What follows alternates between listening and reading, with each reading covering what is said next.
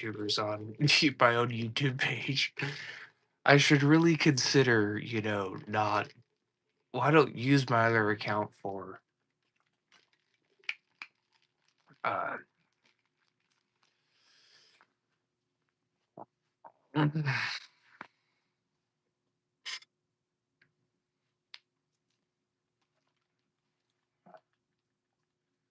really use my account for anything else other than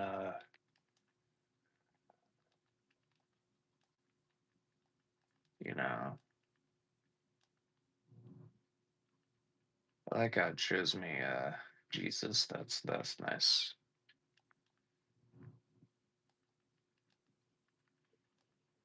That's pretty, all things considered, pretty remarkable considering the hoodie that I'm wearing.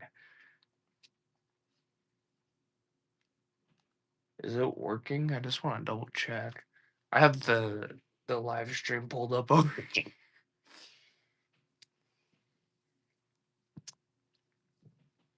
I'm actually gonna invite.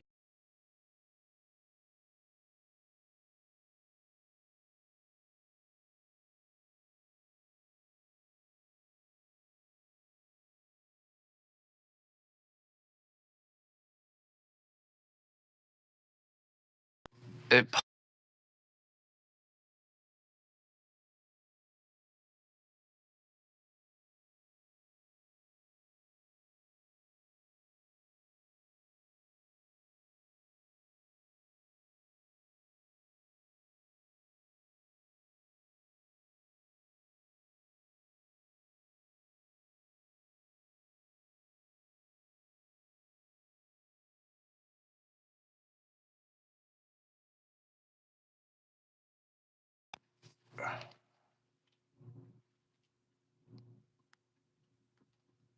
Gotta make sure the volume's working or the audio.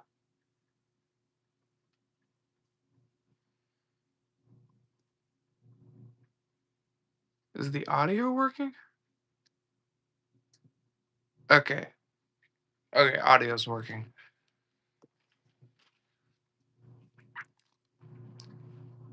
Oh, let everyone get filed in here. I want to see all live chat.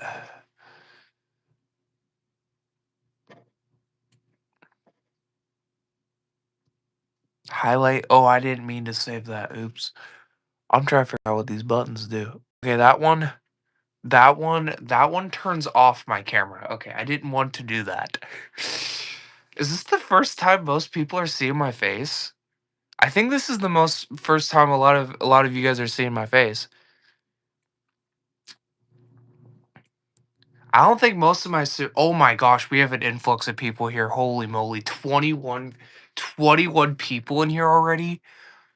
Oh my gosh, I wasn't expecting this to pop off the way it did. 31. I just started. I haven't done my ranking video yet for the year, and so well, I was like, well, I might as well do it. But holy moly, I wasn't expecting this many people. Holy moly. Okay. Well, I'm gonna let people file in here before we get started here. Yeah, everyone. Yeah, everyone liked the video, man. Oh my gosh, I wasn't expecting it. Oh my gosh. And subscribe if you haven't already. I mean, I'm having a great day. Oh my gosh. We Dude, what is with this Sawyer guy?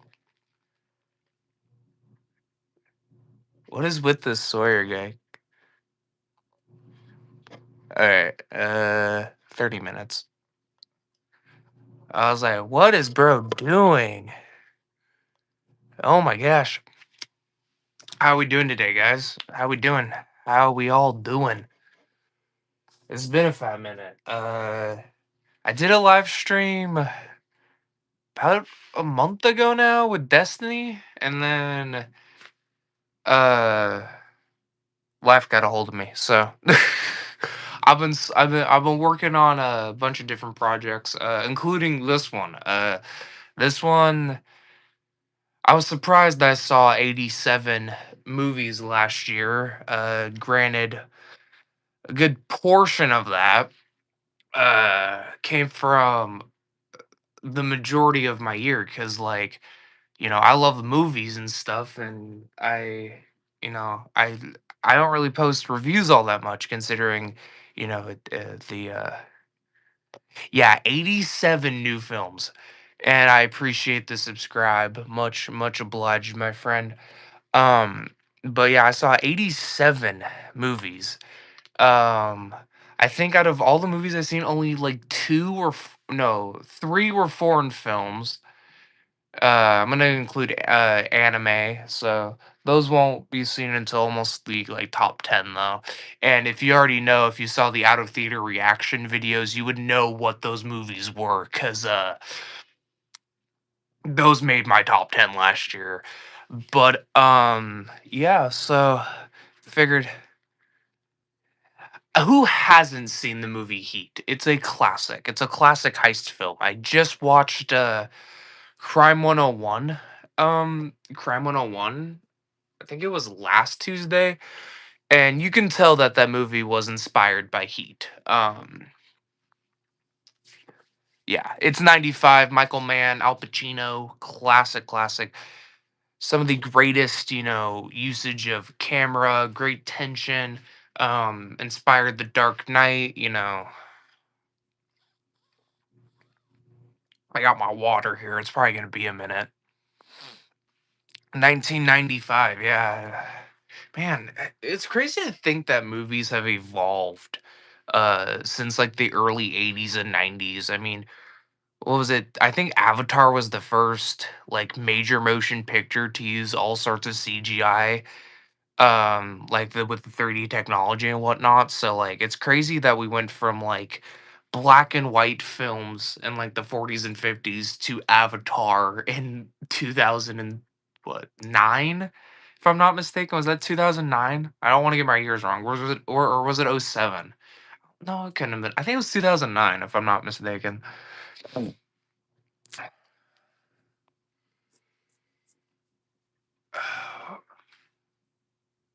3D poke.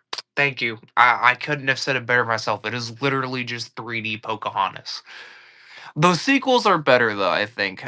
You'll see, according to my notes here, Avatar Fire and Ash was in my top 30 from last year, but yeah, that movie was the original CGI Fern Gully.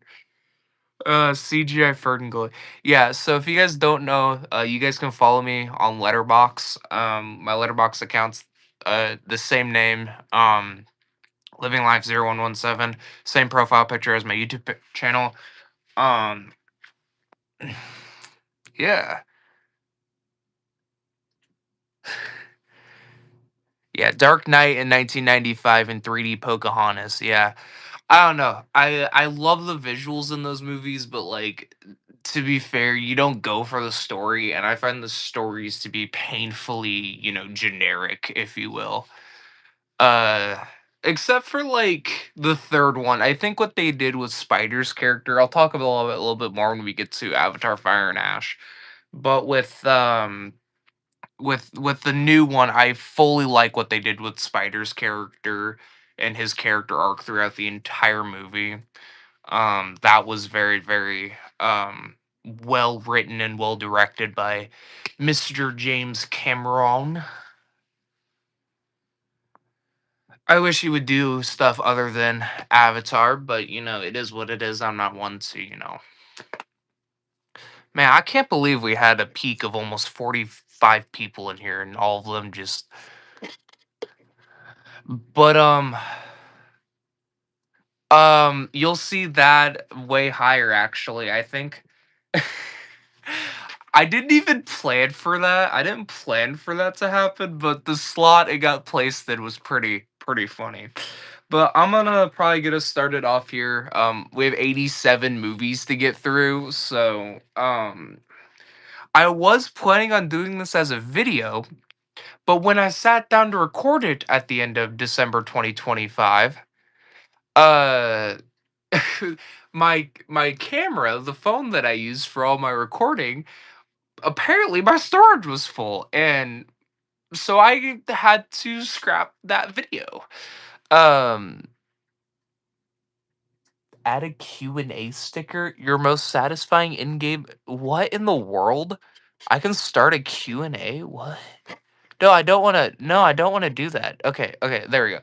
But when I went to go sit down to record it, I maybe got three, four like slots in because I started filming it like I did last year, and it completely was corrupted and stuff. So yeah, yeah, if you like movie stuff, I'm gonna start doing a lot more movie reviews and a lot more movie stuff this year. As of right now, my 2026 one has officially started, and I've seen 13 new movies that have come out. I'm hopefully trying to get to, because first year, if you go back and watch 2024's video, that one sat at roughly um 37, but that didn't give or take, because I that's what I wrote on my letterbox account. That's what I got. Um, but here we go. Here we go. Here's my buddy. Here is my buddy on my brethren. Oh crap! Not my phone. Not the device. Did it go through? I don't know if it went through. I might have to re-add my boy again. It looked like it looked like he disappeared for a second. We'll get my boy back in here. Uh, you have unlocked the stream. Oh, he's at work. Oops, my bad. My bad, bro. At least he knows where to find the channel. But that was my boy. He's at work. I found him on TikTok. We could become friends over TikTok. But yeah, I'm officially gonna get us started here. The worst movie that I watched last year, and honestly, I don't even know if I can place it in the last place spot here, just because it's a documentary. And that was the Unknown Number documentary on Netflix. So I'm a sucker for teenage angst. In fact, there's a movie with a bunch of teenage angst that I'll have way higher, even though by all definitions that movie was not good. But the original storyline that they decided to go with in this documentary, I had never heard of. It took place, I believe, in Michigan. That's how memorable this documentary is I can't remember um when the documentary was. Um and so yeah, just the fact that the mother did all those horrific things to her own child just made me go, ugh, ick, ick. And so after I think it was like 45 minutes in, you find out what's going on. I just could not care less about these real life people. And to be fair, I don't blame the.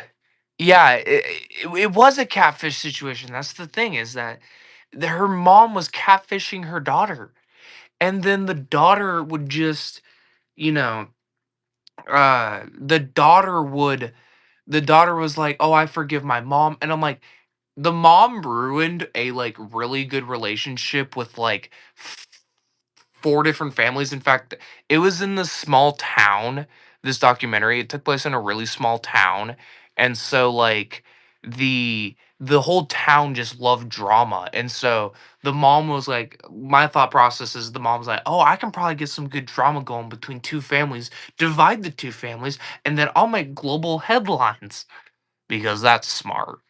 But yeah, the Unknown Number catfish documentary on Netflix is my dead last. 86 is The Strangers Chapter 2. So I had the choice between going and seeing One Battle After Another or The Strangers Chapter 2. And by all intents and purposes, with where One Battle After Another ended up on my list. I probably should have gone and seen that in theaters, but I didn't. I waited until it came on streaming, and so The Strangers Chapter 2 immediately takes place after Chapter 1. No shit, it's just called Chapter 2. Um, and so you're following this main character as she's being chased by the strangers, and it's like Rennie Harlan decided to do just one giant extended chase sequence, but with no goal in mind. You find out some details. It's not really my genre. So yeah, One Battle After Another was very great. It's much higher on my list. But The Strangers Chapter 2, Rennie Harlan says this one giant long chase sequence, and in my opinion, it just simply didn't work. There is one sequence in this movie, and it's towards the middle half, and she kills a boar, and this boar just comes out of nowhere.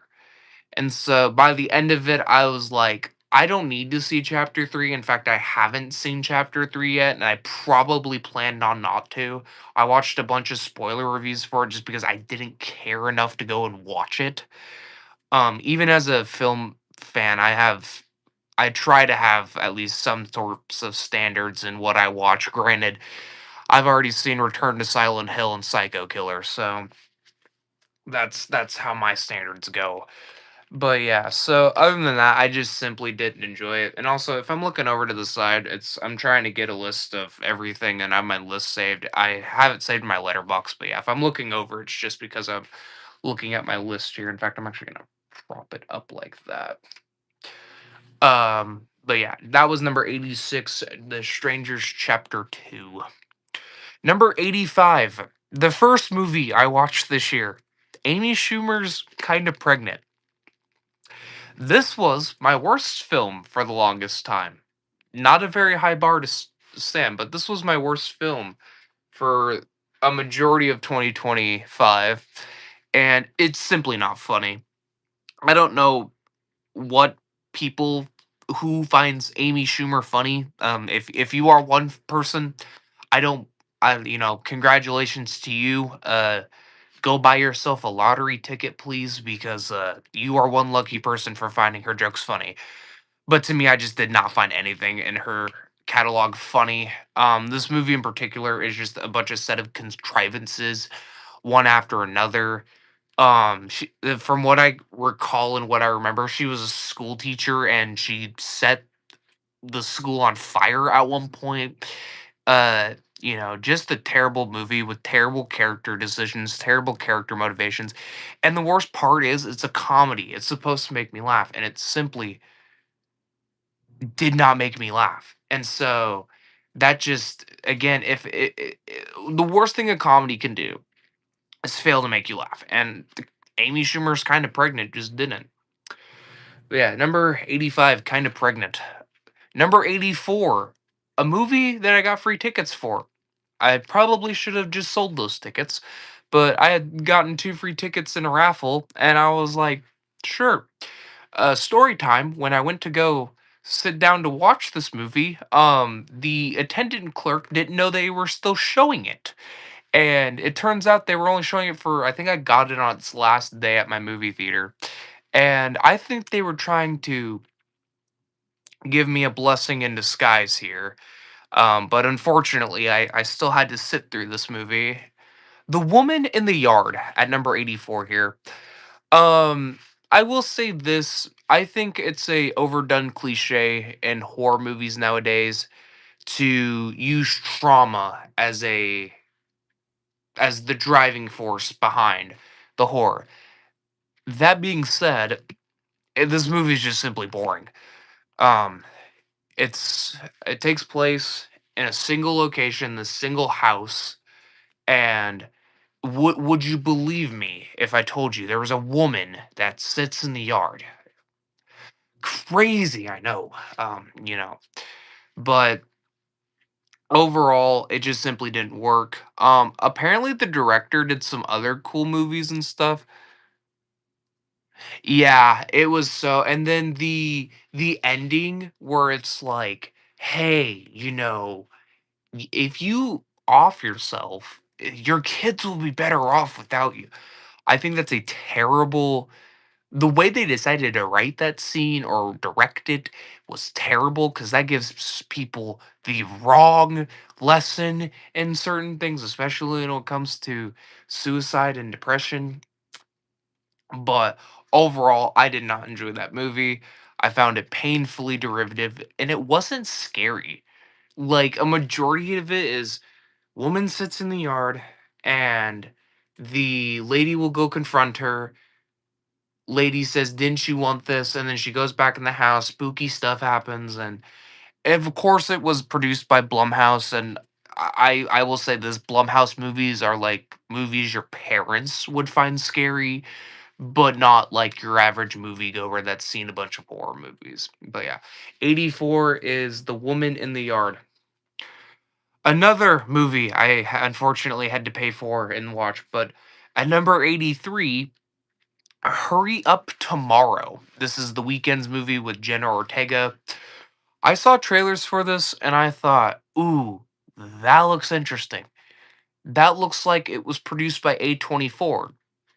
It was not produced by A24, which should have had my red flags going, but essentially The Weeknd released an album with the same name, and apparently The Weeknd fans got some enjoyment out of it. I I will say this, the cinematography is very beautiful. There's some very good looking shots, some good aerial sweeping shots. There's a really good sequence with Jenna Ortega and her burning down a house that was, I believe, a oneer. So you watch her as she's pouring the gasoline and but by all definitions, this movie was just terrible. The plot non-existent, if you will. The Weeknd's acting questionable. We've all seen the iconic "shut up" meme. But overall, I just simply did not jive with it. And then they try to have something interesting with the last like 20 to 30 minutes with Barry Keoghan's character and Jenna Ortega, and she's an obsessed fan. But I feel like we didn't earn that when we got there. And so by the time the credits started rolling, I was like, yeah, I wish I would have saved my money. And finally, the last half a star film that I watched this year, SpongeBob: The Search for SquarePants at number 82. Um, it is safe to say I think that SpongeBob is dead. I have an out of theater reaction for this up on my channel, but my question is just who's watching this? It feels like SpongeBob is developed for all the brain rot kids out there that sit at their iPad and you got the quick sense of humor.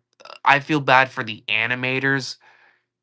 Yes, he's actually like a main character in this one, surprisingly. Mr. Krabs is in it, and he's probably the best character in this movie. And that's just, I love Clancy Brown, and Mr. Krabs is easily the best.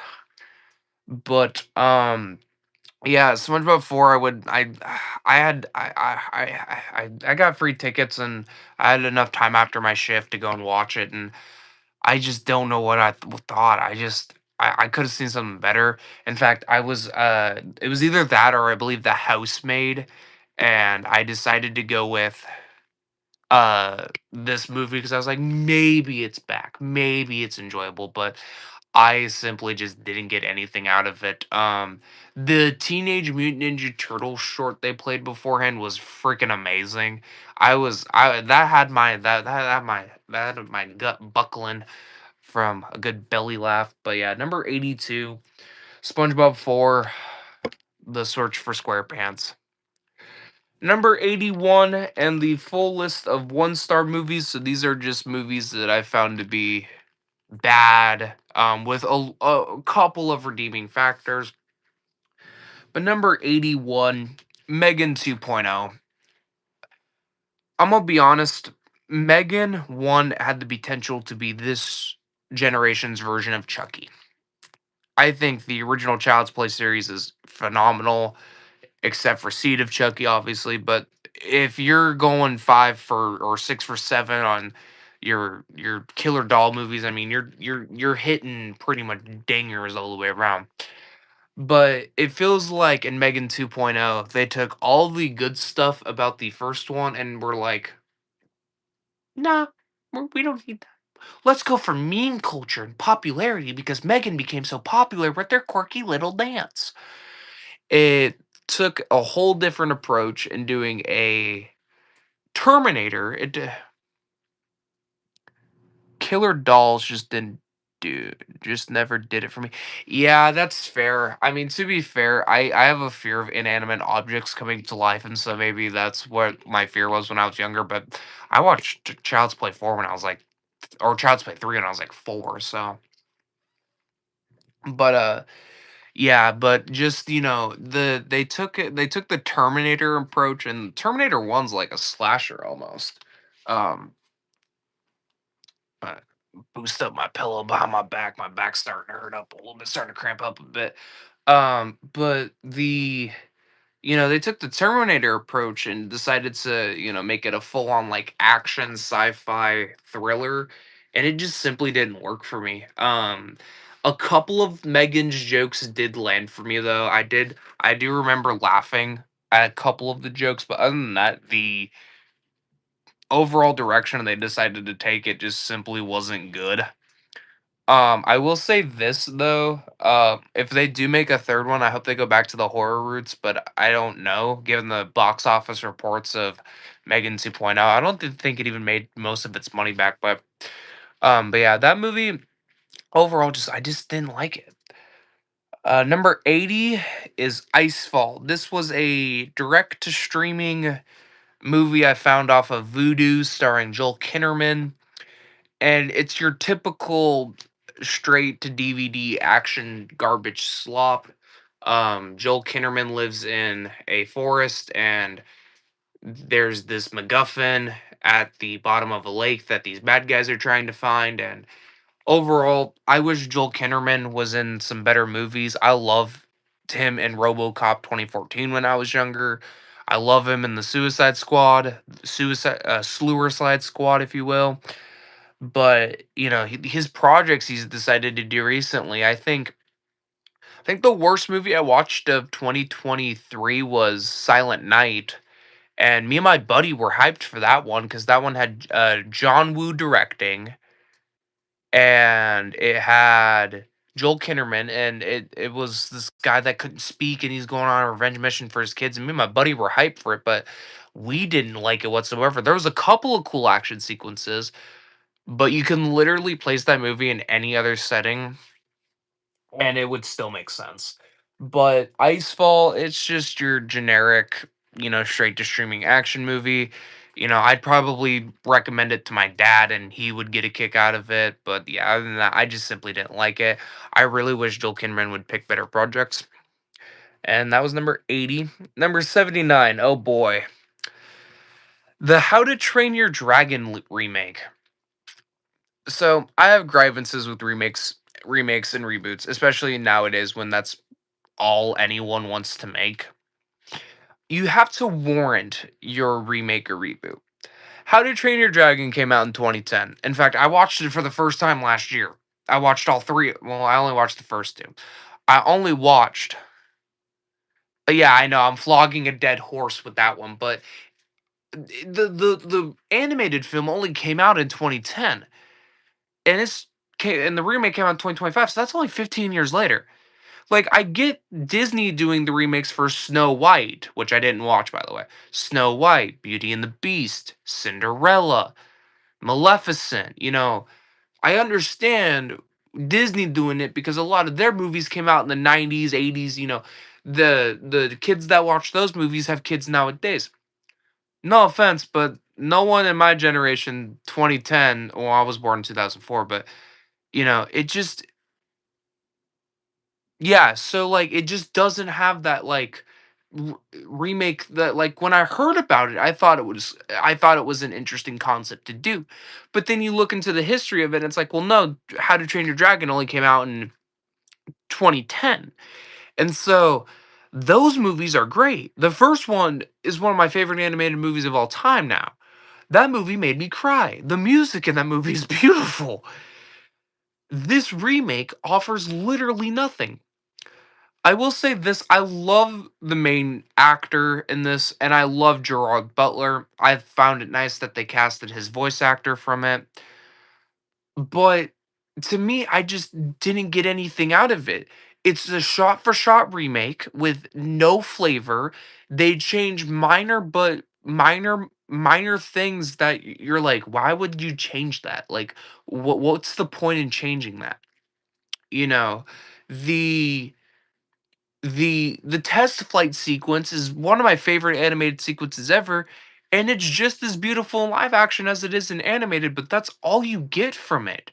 And so, to me, I just simply didn't enjoy it. Uh, Besides the actors, I did love the set design and the costume work. They did a great job. I watched a lot of TikToks on it, and I'll give them that.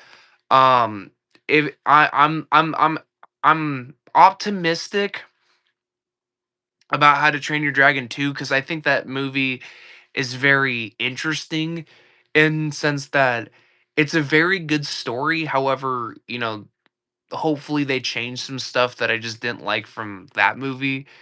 But yeah, just overall the remake, this is the most rant filled one I have just because a lot of people enjoyed it. I'm just like, if you enjoyed that, might I recommend the 2010 film, which is far superior. So yeah, number 79, How to Train Your Dragon remake.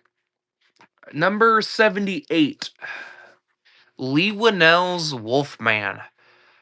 I bought this on DVD. I heard nothing but negative things about it, but I bought it on DVD with the hopes that I would like it. Obviously, it's at the bottom of my list for a reason. It's just boring. It's not scary. It's not nothing, and it feels like I'm eating. Uh, you guys ever have like a chicken sandwich and you get an air pocket, and so you don't get any chicken, you just get straight up breading, breading. It's just like that to me. It tastes. It just it. It's a nothing burger. It's a very It's very boring. It's very slow. The cinematography is very yeah, it's I think original story, but I think it is an original story if I remember correctly. But the cinematography is beautiful. There's some very beautiful shots of the forest. The way he perceives it as he's changing was pretty cool. But just other than that, I didn't get anything out of it. I hope Lee Winnell. I don't know what Lee Winnell's next movie is, but I hope he goes back to doing stuff like The Invisible Man and Upgrade. I know I'm beating a dead horse with that one, but yeah. Number 77, uh another straight to streaming movie I watched, which was filmed in my backwoods of Washington State, but The Death of Snow White. This was a I think this was like one of those movies they released. It was filmed about 40 minutes for me, which I found funny. I didn't know this. I was actually working in the area where they were shooting this at the time, but it is just a bad, like so bad it's a good movie. The acting is bad, the action's bad, everything about it's bad, but I will keep it this. If you put this movie on with some of your closest friends, you got some drinks going together, you'll enjoy this movie because it's that kind of movie. But yeah, other than that, I simply just didn't like that one. Number 76. Back to SpongeBob itself, and the other SpongeBob movie that was released was Plankton the movie. Honestly, it's as bad as you think it is. Instead of focusing on SpongeBob, you focus on Plankton and Karen, and Karen's the villain, and I just didn't like it. I've never thought I'd hear the line, but I never thought a vegetable would someday be my wife. Why is that a line in a kids movie? That's a very dark line. Um, yeah, there's nothing else I can say about it. Moving on. Number 75.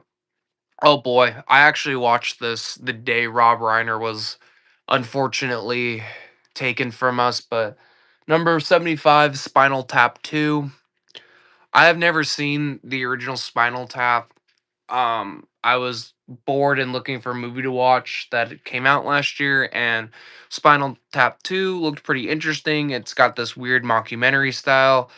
One of my favorite shows of all time is Parks and Rec, and so I thought this would be somewhat enjoyable. However, the humor just didn't work for me. The performances are whatever. I mean, they're an old band at this point. It's boring. There was one joke about halfway through that made me laugh with them getting these different sponsorships. But just overall, the why do a decades old sequel to a cult classic? I have no idea. But yeah, Spinal Tap 2 at number 75 here. I'm gonna quickly go through some of these. 74, one of my most anticipated movies of last year, and I'm sad that it ended up this low. Death of a Unicorn. This was Jenna Ortega, Paul Rudd, Will Poulter, and Anthony Kerrigan in this weird A24 movie about it. Well, say it with me now, the death of a unicorn. And it was interesting. They had an interesting premise, but I don't like the whole, oh, we're rich side of things. And then it's like a class story where you got the rich and you got the undertones. It was one of my most anticipated movies. I'm sad that it disappointed me because like I was hoping more, but Paul Rudd just looked like he's phoning it in. Jenna Ortega just continues to choose projects that question me. Um, Besides Scream 5 and 6, but yeah, Death of a Unicorn at number 74. Number 73, Fear Street Prom Queen. Generic slasher. That's all I can really say. It's your generic slasher. There's a bunch of people running around getting murdered. Uh this one just happens to take place in the Fear Street universe, but there's nothing really I can say about it. I just found it to be pretty bad. Number 72, Opus. This was the movie with John Malkovich and a cult, and that's all I really remember for it. I remember it just being really bad and boring. Nothing of merit happened. Yeah. Oh boy, the first theatrical release I watched. Up next, number 71, Flight Risk. This was Mel Gibson's direct follow up to, I believe, Hacksaw Ridge. And oh boy, what a follow up. How do you go from Oscar nominated Hacksaw Ridge, award winning, to Flight Risk? It's bad. It's this painfully dull looking action thriller starring Marky Mark and the Funky Bunch with Venom from Spider-Man 3, and I don't remember the girl's name. But it was just bad. Mark Wahlberg does this really crappy southern accent and he has a really bad bald cut, so he has like sideburns and a bald cap on. It was bad, man. Oh my gosh. Um I don't understand how Mel Gibson went from following up f- uh, Hacksaw Ridge and then he decides to do Flight Risk. I just don't get it. I just don't. Number 71 is Flight Risk. Number 70 here, Cleaner. This was the Daisy Ridley action thriller that dropped out of nowhere in theaters. I heard no marketing about this, and then it was finally dropped onto HBO, and it was there's a point in this movie where they reference a far superior movie in Avengers Infinity War, and Daisy Ridley's trying to calm down her brother, and At one point, I was just questioning my decision to turn on this movie at 7 o'clock in the morning because I just didn't like it. Daisy really needs to hire a better agent because the projects she's been choosing recently. I think she just had a movie drop called We Bury the Dead, and it was a zombie film. I didn't get to see it, but I heard nothing but positive things about it. But like, there was no marketing buzz around it, so like, I'm surprised I didn't hear anything on it. Cause like, again, I think she just needs to hire a better. Cause she also had that movie with Tom Holland that bombed. Yeah, ever since she's done Star Wars, I mean, she hasn't been in many good projects. I don't think if at all. So, yeah, number 70 is Cleaners. I'm gonna take a quick water break here. Wow, we went through 17 films in 3 minutes.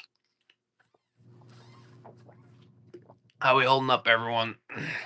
I think we got a couple more. Oh, okay, I remember that title now. Okay, never mind. I was looking over at my notes and I was like, what is NOTDSB mean? And I shortened it because the way I wrote it down, and so, but yeah. Alright, I'm just making sure the audio's still working. Well, this has been a lot of fun. I was not expecting to cap up off 40 viewers to start this thing. I think most of my live streams they cap off at um like 5, 6. So getting 40 people in here at one point to begin this thing, I'm glad the algorithm's starting to uh recognize your boy. But yeah, if you guys haven't already, make sure you guys subscribe. We're gonna have more movie content in the next coming weeks. I believe this weekend Scream 7 comes out, so I'm going to do my ranking of Scream 7, probably live on live stream, and then a cut down version of that live stream will be posted to the channel. We'll probably do a Scream 7 out of theater reaction video. Scream is my all time favorite slasher franchise. So I'm excited for it. I don't care about the controversy of Melissa Barrera and Jenna Ortega. That is none of my business. That was a studio decision, and that's all. Oh, shit. That is all we can do at this present moment in time because we got freaking Nev Campbell back as Sidney Prescott, and yeah. All right. I think it is time to move on to number 69 here. Haha. 69 Until Dawn. I actually bought Until Dawn and played it, and honestly, I don't mind the Telltale style of gaming. In fact, Dispatch was my favorite game of last year. So like I don't mind those types of games, and so when they announced that they were doing a adaptation, I thought I'll give it a shot. It looked interesting to say the least. Um how you gonna adapt like choose your own adventure style story into a theatrical. And I will say this, the concept they created with a time loop, smart. Execution, terrible. um I just didn't. There was one sequence where they drink this water and they blow up. That's all I enjoyed from it. I found this movie to be really boring. By the time the third act rolls around, you already know who the villain is because the same guy was in the game. And so by the time the third act rolls around, you already know who the villain is. They have the balls to tease us with the cabin and Rami Malek at the end of it. They had the balls to be like, "Hey, you saw this movie, right? What if we came out with the far superior one, but in gaming form?" I just simply didn't enjoy it. I like the director. I don't remember who directed this one, but I do like that director's filmography. I think he did crap. He did, I think, I'm not, don't quote me on it. I don't know if he did It Chapter 1 and 2, but I don't know if he did that, but yeah. Number 68, and rounding off the movies that I gave 1 star, Night of the Dead Sorority Babes. This was a Tubi movie. I think I just lost all credibility with rating this where I rated it. Like, I gave a Tubi movie higher standards, but hear me out. I had dumb fun with it. It's this horror comedy on Tubi. It is shot bad. It is directed bad. It's got some great kills in it though for a horror film. Like some original ones that I was like, okay, these were cool. Um the acting's bad. It's got corn levels of acting. But I can't say that I did not have a blast watching it. In fact, I actually want to rewatch it just because I just want to rewatch it now because I found that movie to be quite enjoyable. It's got everything you want, boobs, gore, and everything else. Oh boy, I think I lost all credibility with me putting fucking Night of the Dead Sorority Babes, the Tubi original, in my at my number 68 slot. All right, so next are a couple of handful of 1.5 movies. These are movies that I just found to be, you know, bad, but not that bad. Oh boy. Number 67, a Minecraft movie. Honestly, from the trailers alone, I thought this movie was gonna be pretty mid. Them deciding to do a live action take on Minecraft, I thought was interesting to say the least. Um, I liked that the director of Napoleon Dynamite did it, so it's got that weird sense of humor. Jack Black is Jack Black. Jason Momoa is Jason Momoa. The kid actors are fine. But it's just nothing to write home about. It's got that so bad it's good quality to it. But yeah, number 67 Minecraft movie. Number 66 Back in Action. This was a Netflix original starring Jamie Foxx and for the first time in almost a decade, Cameron Diaz. And so I turned this on when I was on vacation in Vegas, and it's whatever. It's generic. It's your generic action film. Assassins retire from the life of being an assassin. They get pulled back into it when their kids get involved. It's whatever. Number 65, Drop. Um, another Blumhouse thriller. This one got really great reviews, but to me, I just found the story to be painfully average. It didn't delve into what I wanted it to delve into. Just overall, I didn't enjoy it. I found the main performance to be whatever. The flashback sequences were so unnecessary. Like that man was about to cap a baby. And so, but yeah, other than that, I simply just didn't enjoy it. Number 64, Honey Don't. This was the I think Ethan Cohen, one of the Cohen brothers, directed this. And it's got Chris Evans, Margaret Qualley, and I found it to be whatever. Um, both Cohen brothers, when they're put together, are pretty good. No Country for Old Men, Fargo, some great classic films, and they've gone their separate ways, kind of like the Safdie brothers did, which we'll get to their work later on in this ranking. But overall, I just didn't enjoy it. Chris Evans is having the time of his life though in this pastor role, which I found to be great. But other than that, it feels like they took 5 different movies and they're like, "Yep, let's blend it together and make a stew."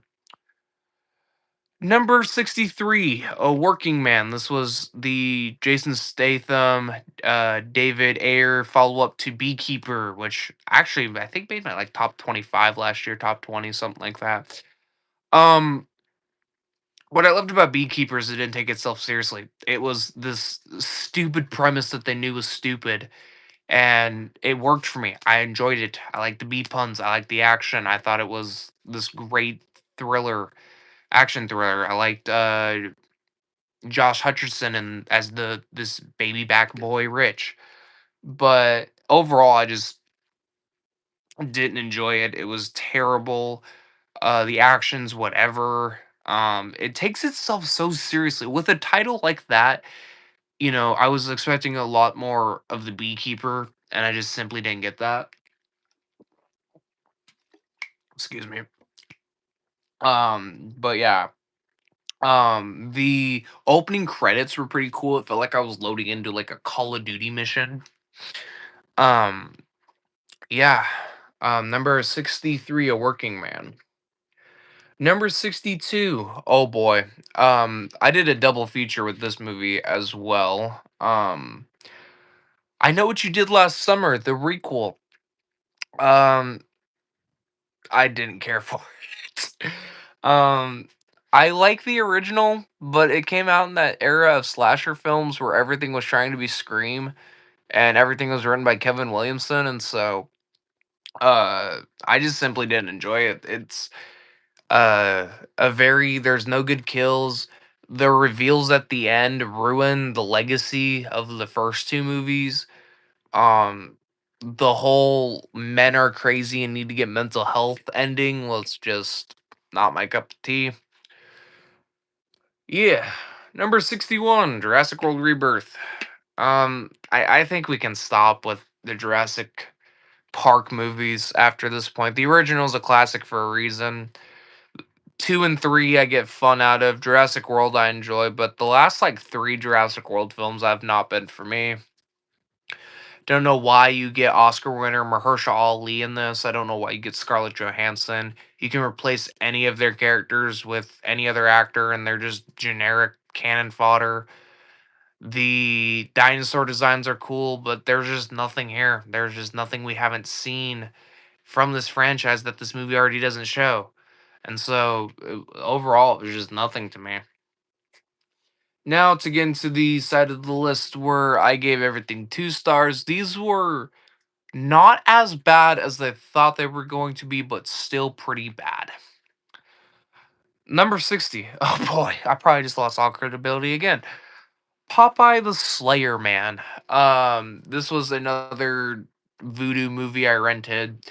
Um, Popeye became in the public domain this year, and so they started doing the whole Mickey Mouse, or not Mickey Mouse. Well, they did do it with Mickey Mouse and Screamboat Willie, but the whole Winnie the Pooh blood and honey treatment and made Popeye a killer. And honestly, for a low budget horror film, this was just stupid fun. I'm not gonna really dive too much into it. The ending is pretty great. The twist I didn't expect coming because I didn't know that character was in the public domain. But yeah, number 60 is Popeye the Slayer Man. Number 59, Almost Cops. This was a Netflix Dutch movie I found. And what can I say? They became Dutch bros.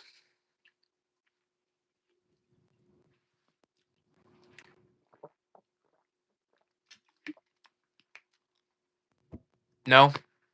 Okay. Oh shit, my tooth. All right, moving on. Number 58, Together. This was the Allison Brie and Dave Franco. Sorry, wrong Franco, brother. What in the world? This was the Dave Franco and Allison Brie movie. Where their bodies start morphing together. Um, I didn't care for it. I thought their chemistry was non-existent. The practical effects were cool. The story was pretty interesting. But the fact I didn't know those two were married in real life says a lot because I didn't know they were married in real life until someone on my review of that movie posted that they're married in real life. But I just simply didn't buy their chemistry at all. It was cannon fodder at that point. Um, yeah. Number 57. Oh boy, this was my most anticipated movie of last year. Captain America Brave New World. I'm going to go on a little bit of a rant here. So, Captain America the Winter Soldier is my favorite MCU project and one of the greatest action spy movies of all time. And so when they released the trailer for Brave New World, I was excited. It looked like it was going back to the thriller roots of Winter Soldier. And so I had a free ticket. I got 3D D box seats for this movie. And I'm gonna be brutally honest, I was really disappointed in this movie. I think the first act with him and his new Falcon, Danny Ramirez, and then the character from Falcon and the Winter Soldier is great. I think the third act up until the White House sequence is interesting because then again it was just all green screen. You could tell it was green screen together. It looked like crap. But the aerial sequence with the ships and that sequence was great. Everything else was boring. I found this movie to be you could tell where the reshoots were. You could tell that they didn't want to fully commit to the leader as the villain.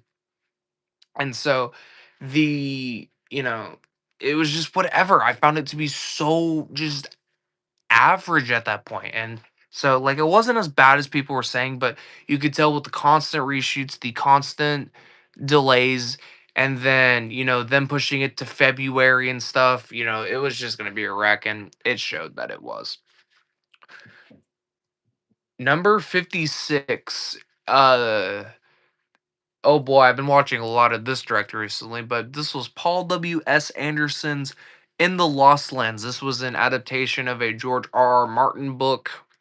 Stars Dave Bautista, Mila Yankovic, and it's this generic in the wastelands action film. Dave Bautista has a really cool cowboy hat. That's all I can really say. I thought the action was just whatever. The reveals weren't satisfying. The twist at the end was just awful. Yeah, but I did enjoy Dave Bautista rocking a cowboy hat. What can I say? Number 55. Ooh, okay, this one. I just looked over at my notes. Okay, this one. Uh, so I started watching The Sopranos. As you guys can tell, I was gonna do a season one retrospective, and I was starting to try to watch more mob movies because I haven't seen a lot of mafia movies, and I heard that Robert De Niro had a new mafia movie coming out, and I was like, cool. Last one he did was The Irishman. That's on my watch list. I need to watch it.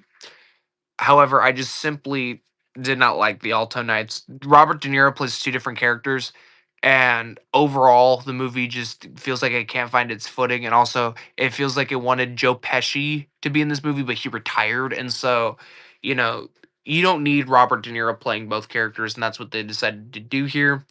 There's a courtroom sequence about like halfway through the movie that was the highlight, and I think the ending was really effective. And also, there's some really cozy PJs that Robert De Niro wears in this movie at one point, and I'm just like, I wanted to know what that movie would be like if he just wore the specific set of pajamas throughout the entire movie. But yeah, I was hoping for a little bit more than what I got out of it, but I just simply did not enjoy the Alto Nights. Um, and also it looked like Oscar bait, like trying to get Robert De Niro another acting nom, but yeah, it didn't work for me. Number 54, the first Safdie brother film directed from the separate of them, Dwayne Rocks and Benny Safdie's The Smashing Machine. Honestly, this movie was just whatever. I found the performance to be great from both Dwayne The Rock Johnson and Emily Blunt. The makeup effects to make him look like Mark Kerr were great. However, there's no overarching story. It feels like they took the documentary and that's what they were just gonna do. And so it's got this documentary style to it, and I just simply didn't enjoy it. I found The Rock's acting, as crazy as it sounds, to be not the best thing, excuse me, and not the 20-minute standing ovation he got just to stroke his own ego. It's a good movie. Like it's a very shot, very well made movie. But it's not the best performance I've ever seen in my life, and they were hyping it up as the best performance in modern society. It's Shakespearean. I it was whatever. It was filled with a bunch of sports cliches, and yeah. In fact, I would argue that his performance in Gridiron Gang, which he did in 2006, is far better than this. Number 53, Anaconda. They decided to reboot Anaconda, make it this whole meta thing, and honestly, it's just this low because it's not bad, but it's certainly not good. I found it to be just pretty okay, and overall, the idea of these men in their midlife crisis deciding to reboot Anaconda sounded great. There was a lot of funny jokes and a really cool cameo that I think was spoiled in the trailer. But overall, I didn't hate it, but I certainly didn't love it either. I found it to be so bad it's good. In fact, if it was on TV, I would watch it. Number 52. Oh boy. Oh boy. I'm sad this one's this low. FNAF 2. Um, you know, as a fan, I want better. As a script writer, it's messy. The practical effects, pretty cool. The ending, I'm excited for the sequel. But the story is lacking. There's no real reason for Mike to withhold these things from his sister, and so on and so forth. There's I don't know why Vanessa decided not to tell Mike that she had a brother. There's just so much wrong with this movie, and it irritates me because there's elements that I did enjoy. But overall, I just want better. And the same thing happened with The Last of Us Part 2. That came out last year. I wanted to love that season. I literally have the Firefly tattooed on me. I love The Last of Us. I love The Last of Us season 1. Why did we decide to take the characters in this direction? And why did we decide to do such messy writing? It just irritated me. And I wanted to love it. Don't get me wrong, I wanted to love it, but I just simply couldn't. But the practical effects, the cameos, I really love. She's gonna be in Scream 7. McKenna Grace, I love McKenna Grace. Josh Hutcherson does a fine job, but man, I just wanted something more from this, and I wanted better script writing, and it's so messy. And the opening sequence is phenomenal, and the 8-bit opening credits are cool. But once you get to that middle portion of the movie, it's so boring. And then you have the obvious twist with uh the one dude, because he's sitting there like with the evil grin on his face the entire time he's acting. So, you can tell what was gonna happen, and then you don't see him for a half a chunk of the movie, and so, oh my gosh, this movie's frustrating. Whew. Number 52, Five Nights at Freddy's 2. So we're gonna get into the movies that I just found to be average. Nothing special, nothing bad, but certainly not cinema. Number 51, One of Them Days, or One of Those Days. This was a January comedy that came out. It was funny. It made me laugh. Two leads are likable and it's enjoyable. I watched it on Netflix, so it was whatever. There's nothing more I can say about One of Those Days. It was just average. Number 50. Oh boy. Predator Killer of Killers. This was the animated Hulu Predators film that came out. I did not watch Predator Badlands, but I saw this one. I think Predator in and of itself is an interesting concept. The original Predator with Arnold Schwarzenegger is one of the greatest horror films of all time. The way they decided to treat Predator after that, I think, is stupid. And it might be controversial to say, I've never enjoyed Predator being in the same universe as Alien. I think those two are two completely different alien species, and why they did a crossover, I have no idea. Oh, I know. As Mr. Krabs would say, money, money, money. But this one follows an anthology of the different predators throughout the years. You got the samurai, the assassin, or the samurai, the World War II story, and another one I don't remember. But I just thought it was average. The animation style just wasn't my cup of tea. It was clearly inspired by the likes of Assassin's Creed, which is my all-time favorite franchise, and so it's got some elements that I wanted, but I just found it to be whatever. But I did enjoy it. I didn't hate myself for watching it. Number 49. Oh boy, another probably rant-filled review here, or small review, I guess. Wicked for Good. Wicked was in my top 10 of 2024, I believe, or in my top 15, something like that. It was either in my top 10 or my top 5, one of the two. I found the world to be cool. I found the story to be different and unique. I found it to be just this lively world, and it was beautiful. The set design, the choreography, the music even was great. Wicked for Good takes all the good elements and just strips it away. There's no memorable music besides For Good, which is by far the best song in the entire soundtrack. The story is a mess. I think the first hour or so is good, but then once they decide to introduce Dorothy and the Wizard of Oz stuff, it's so bad. There's a sequence in this movie that made me laugh the loudest I've ever laughed in a theater, and it's the POV shot where you see the shoes on Dorothy as a flying monkey takes her away. But I didn't hate myself watching it. I found some of the, reveals like the Cowardly Lion, the Tin Man, that sequence was just utterly terrifying in my opinion though. The Scarecrow sequence, Elphaba wants to do so much good, but she ends up causing harm to those around her. But yeah, overall, I just found it to be whatever, and that's coming from the fact that I enjoyed the first one. But yeah, number 48, Him.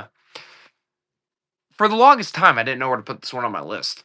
I love football. It's my number one passion. Go Seahawks. We won the fucking Super Bowl. The idea of taking a horror football movie sounded interesting. And the way they decided to do it was just they make a deal with the devil. That's the direction they decided to take it. Found it the some of the shot sequences were great. The performances are great. The Marlon Wayne's character is so utterly terrifying. There's that one sequence where that guy's just getting hit over and over and over in the head with the ball. There's so much cool elements to it, but then the story itself is just this like, it was the deal with the devil. That's what all football players do. Yeah, just overall pretty average, and that's why I ranked it where I did. We're about halfway done now. 87, yeah. So we're about halfway done now. How we feeling?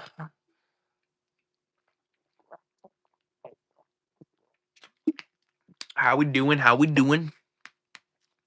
I still can't believe we've done as popular as we have. You know. Um. Yeah. Number 47. Oh boy. Zootopia 2. I watched this on Black Friday. I took one of my friends, a couple of my friends to go see it. We almost couldn't get tickets because it was almost sold out.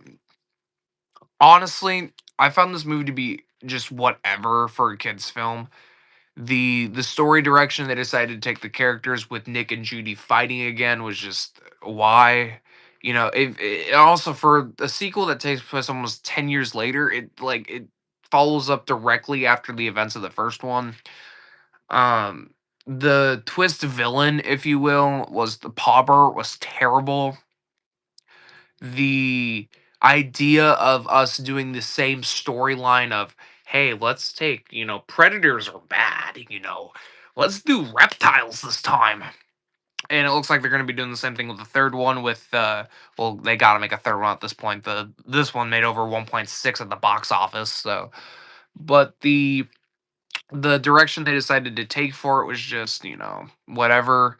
um I found a couple things pretty great though. The fact that the Lamb character is just doing Hannibal Lecter was awesome. I just watched Silence of the Lambs for the first time, so that was awesome. And then the Shining reference got the biggest WTF moment in any movie that I watched this year. Yeah, so number 47, Zootopia 2.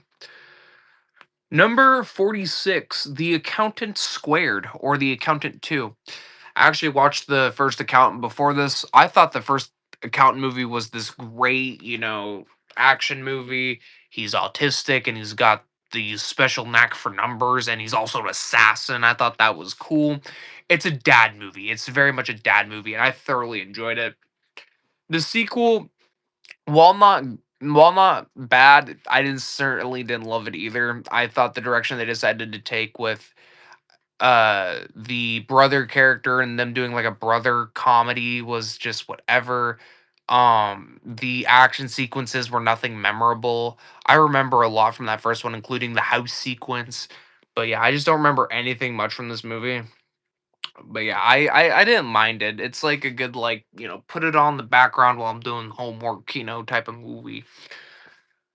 Number 45, A24's Friendship. This was the Paul Rudd, Tim Robbins movie. And honestly, the Subway frog gag was the funniest I've ever laughed.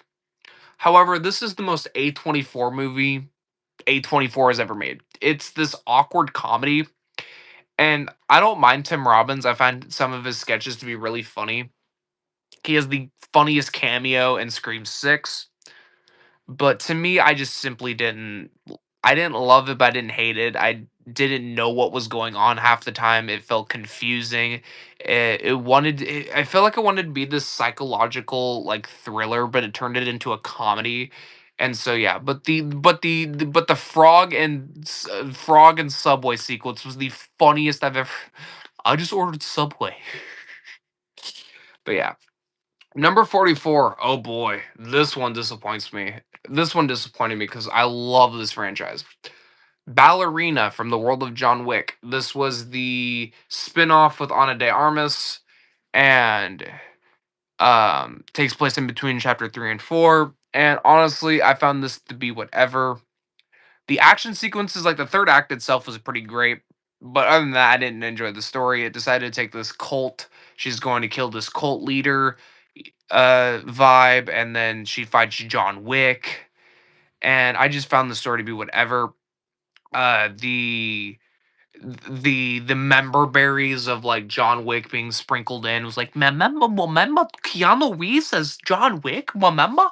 I wish they didn't spoil it in the trailer though. That would have been nice to see in the theater with like your buddies and stuff like, oh my gosh, it's John Wick. He's in the John Wick movie. No wonder. What is up, man? How are you today? But yeah, Ballerina, it disappointed me because I watched all the John Wick movies. In fact, chapter 2 and chapter 4 are two of my favorite action movies of all time. And so, like, I was super disappointed in chapter or Ballerina, sorry, not chapter 4, but I was disappointed in Ballerina from the world of John Wick.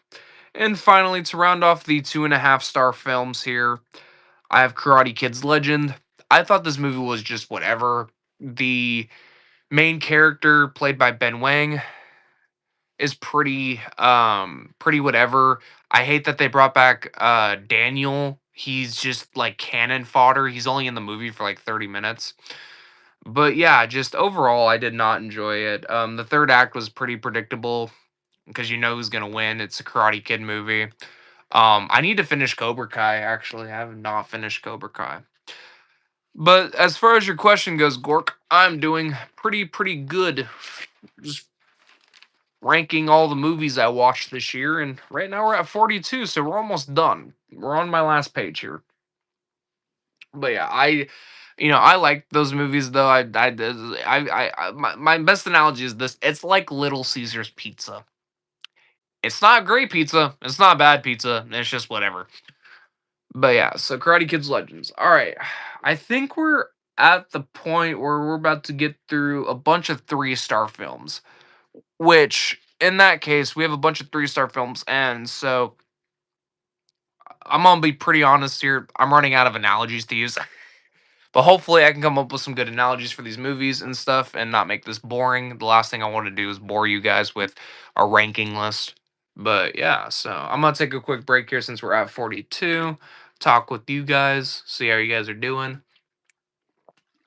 If you guys haven't already, and if you guys are new, come back this weekend, either Saturday or Sunday, or probably next Monday after I watch it twice. We're going to be doing a Scream 7 ranking or Scream series ranking. I just uploaded a short on that, but will also get my full fledged review of Scream 7. Hopefully, this man was the man was famous before I got here. I know, right? Like I capped off at 40, 45, but hey, it is what it is. I'm humble. I'm glad that, I'm excited to just do what I love, and I love talking about movies. And I tried recording this video at the end of 2025, but my files get corrupted, and so I decided just to do it like this year, where I pull out my phone and live stream it to you guys, because I appreciate you guys. Without you guys, I wouldn't be doing what I am. And I'm always appreciative of my viewers, just because they're taking time out of their day to come watch me and do this and that, subscribe, like my videos. And so I'm very, very humble in what I do, and I'm always thankful to my Lord and Savior uh for what he's done to me. And I'm just lucky to be able to have the ability to do what I do. And it's all because of you guys. So please, I appreciate you guys. So yeah, yeah. Of course, be there, be square, like SpongeBob SquarePants back in 1999 when he was actually good. But yeah. So yeah, we're getting into the good portion of the list. I actually didn't think I actually thought this was gonna be a lot longer, but granted, we spent about 10 minutes, setting everything up. I still can't believe we capped out at almost 50. I think it was at 45 at one point, but yeah. Yeah, before the creator died, of course. Yeah, I know. Dude, I still can't believe they were like, "Hey, so the creator just died. Let's announce a bunch of spin-offs. Uh Patrick Star, yeah, you're getting a spin-off. Plankton, you're getting your own movie. Didn't Sandy Cheeks get a movie too? Oh yeah, she did. I didn't even watch that movie. Oh my gosh, I forgot that Sandy got a spin-off movie, and I heard it was bad. Um you know, and then they had the balls at the end of the third SpongeBob movie. She got her own show too. No, she didn't. No way. That is crazy. Wow. Wow. But yeah, I'm waiting for my leg guy to get his own spinoff. I want an entire show of the my leg guy. It flopped hard. Dude, oh yeah, and then there was that show that they tried like teasing in this third SpongeBob movie with baby SpongeBob, and it made no sense in the timeline wise, because they all met pretty much as adults. So like it was funny cuz freaking uh yeah, that show also flopped pretty hard. I think that show only got like 3 seasons. All right. So, we're going to get into the 40s, and then we'll probably stop once we get to the 20s, because these are going to be my 3 star and 3.5. Yeah, the summer camp show. Why'd I do a just little chocolate? Chocolate. I remember when they first invented chocolate. Sweet, sweet chocolate. I always hated it. the grandma. I want my own spin-off show. Give it to me. Give it to me. Bro pulled a Lorax. That's a woman? Hey, hey, hey, hey, hey. Don't assume don't assume genders. Don't don't do that in the big 2026. What if that was a guy? I don't give a fuck.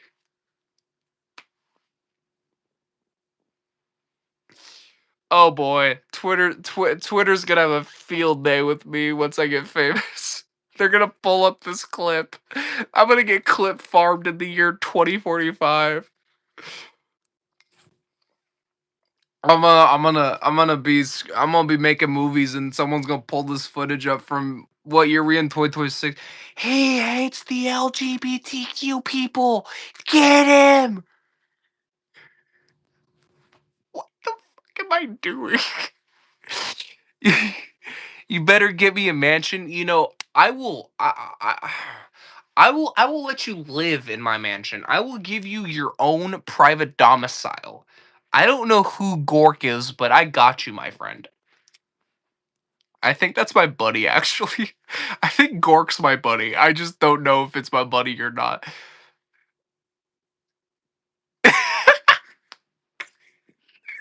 Yep, I figured as much. I knew it was my buddy. I figured as much.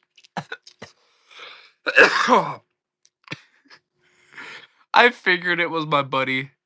Oh, I know who it is now. Never mind. I know who it is. I know who it is. Never mind. It's a yeah. I know who it is. Never mind. It's my bestest of friends. It's my it's my buddy that's been there for me since day one. I love Gork. Yep, I knew exactly who it was. All right, so moving on here. Sorry for the side tangent, but uh man, we've been going for strong here. 80 minutes. I think at the end of this we might cap out at my longest stream ever. I think the longest I've ever streamed for was 5 hours. So, all right. Number 42, The Witcher Sirens of the Deep. No homo. I love you too, bro. Witcher Sirens of the Deep. This was the animated Netflix Witcher film that came out. In fact, I actually started reading the Witcher books and I started playing The Witcher 3 and I could never get into it. I need to restart. I need to replay that game. But honestly, it's a Little Mermaid story inside the Witcher 3 universe. I thought it to be fun. The animation was fun. The original voice actor for Gerald comes back, so that was a lot of fun. But overall, there's nothing right.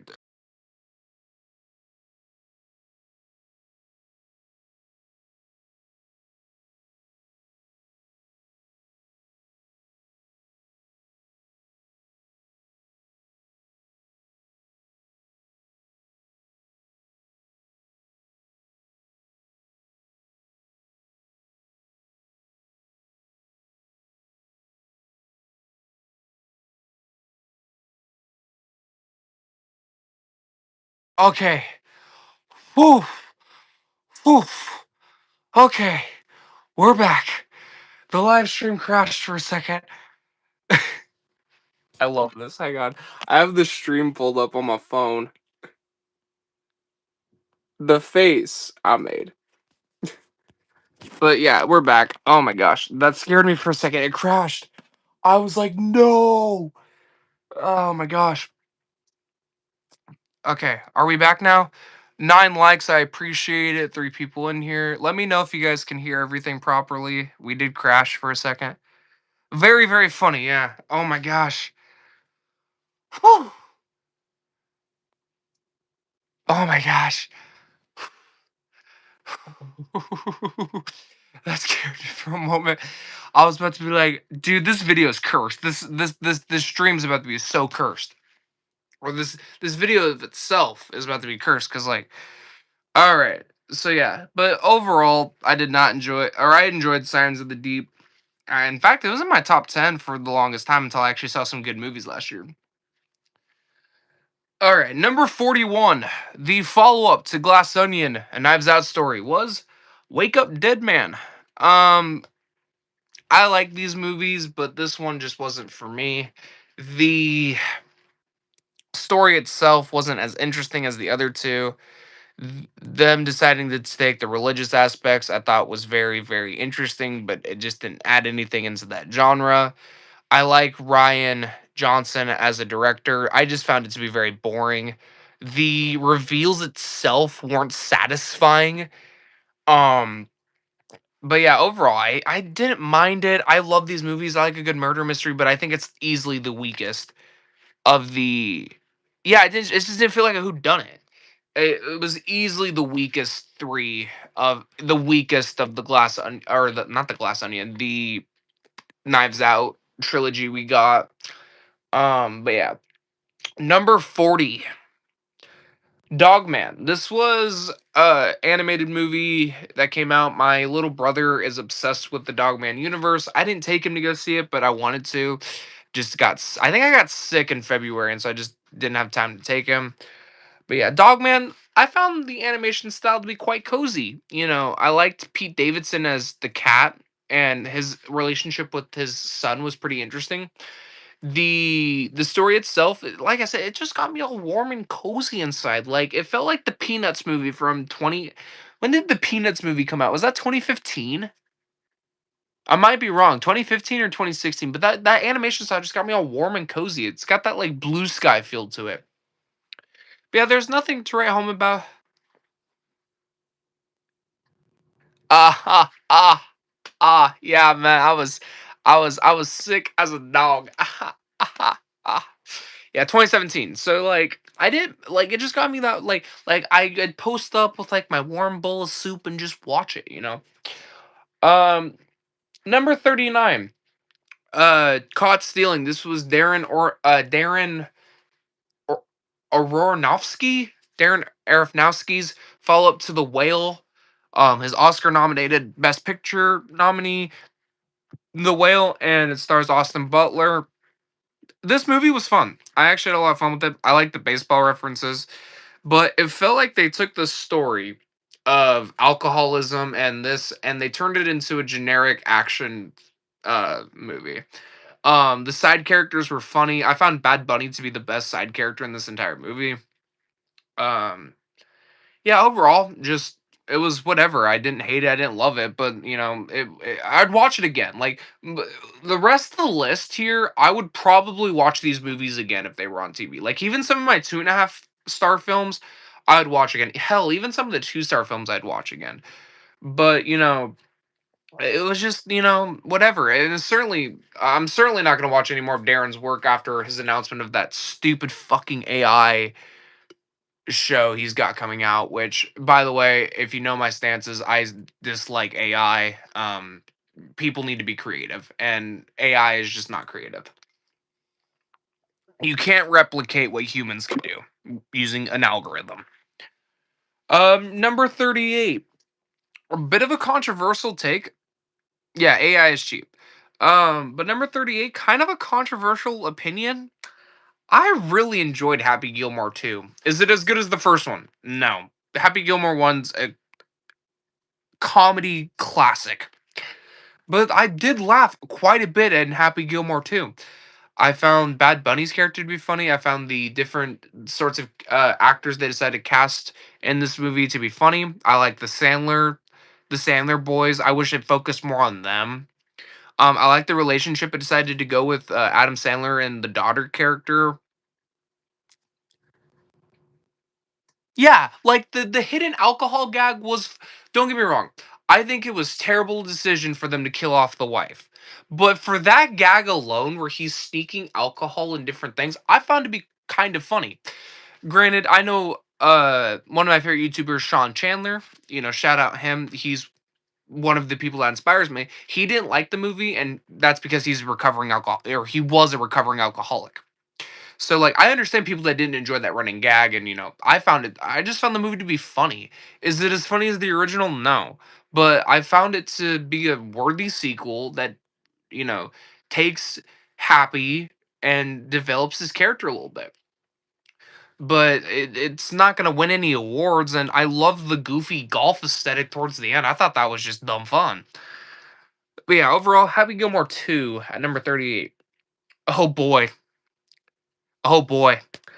Number 37, Colleen Hoover's Regretting You. This was an adaptation of the Colleen Hoover book, starring Dave Franco, McKenna Grace, and the guy from The Black Phone 2 and How to Train Your Dragon.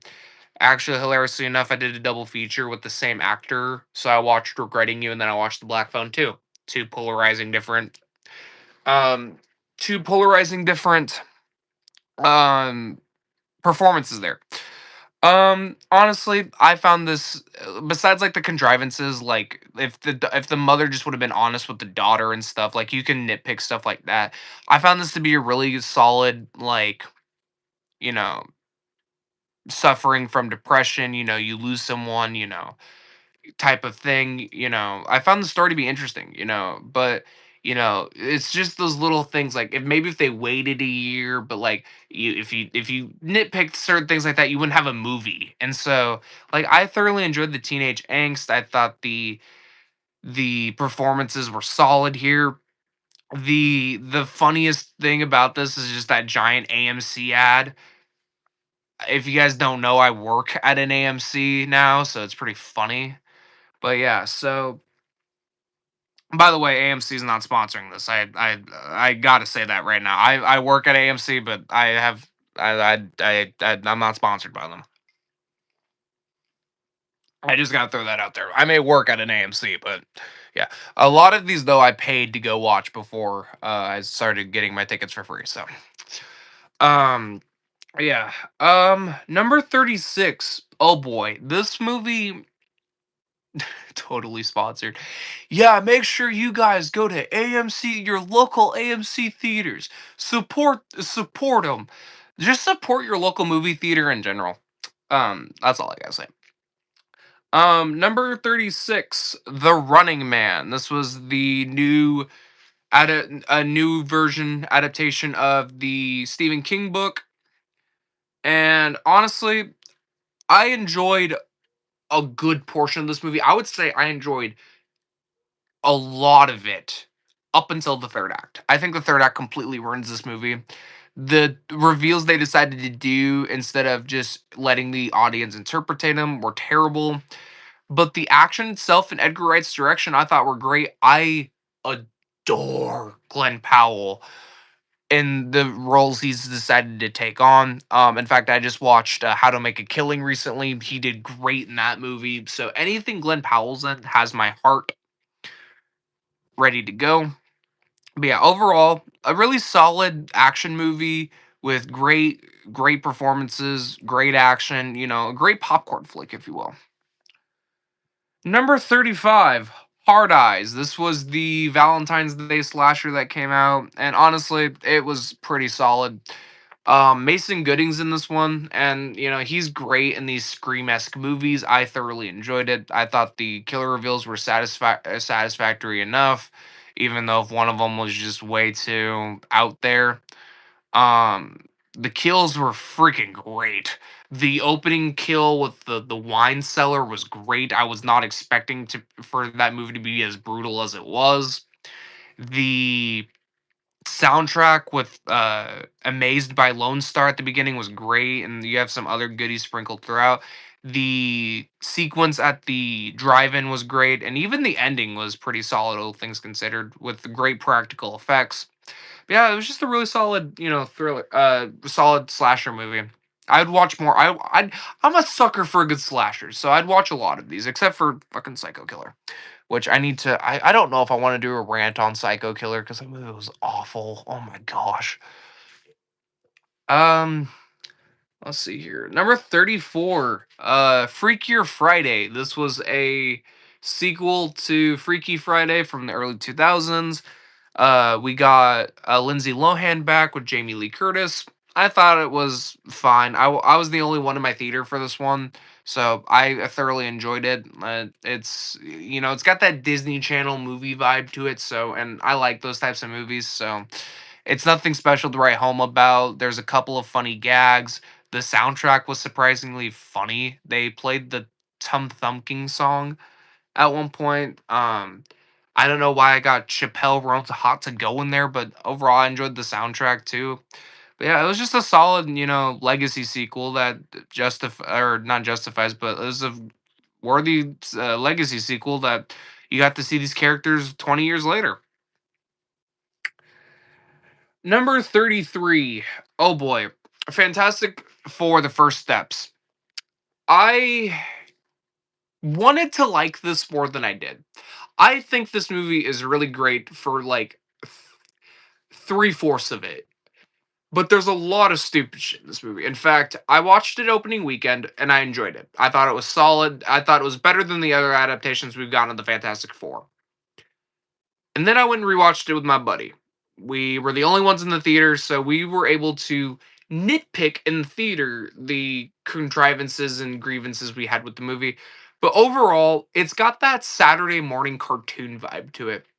It's very colorful, it's very vibrant. The story is very interesting. However, Yes, that was you, Grok. Yes, I took my buddy Grok to go see Gork, not Grok. Why did I say Grok? No, crap. He's gonna unfriend me after I said Grok. But I enjoyed the I enjoyed parts of it, and but man, there's just something about it that just didn't feel well fleshed. And then the I'm not a fuck. I called him Grok because I was like AI Grok, yeah.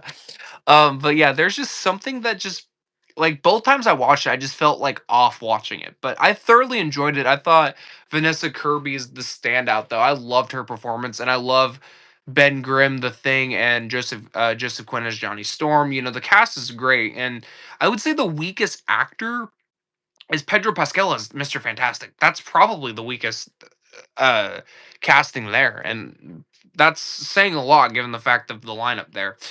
But yeah, overall, I thoroughly enjoyed it, but it felt like it was missing a piece of the puzzle. Oh, and I can't forget my queen, Silver Surfer.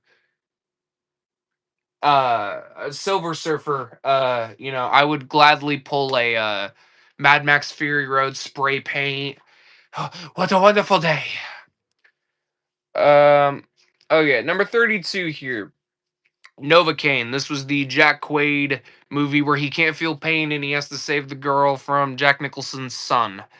I actually thoroughly enjoyed this. I found it to be a very unique action movie. Different than most. The effects are brutal. The actions sufficed. I definitely rewatch this again. I need to rewatch it actually. But I thoroughly enjoyed it. It's nothing to write home about. Yeah, witness me. But Novocaine was solid. I like Jack Quaid, so anything he does.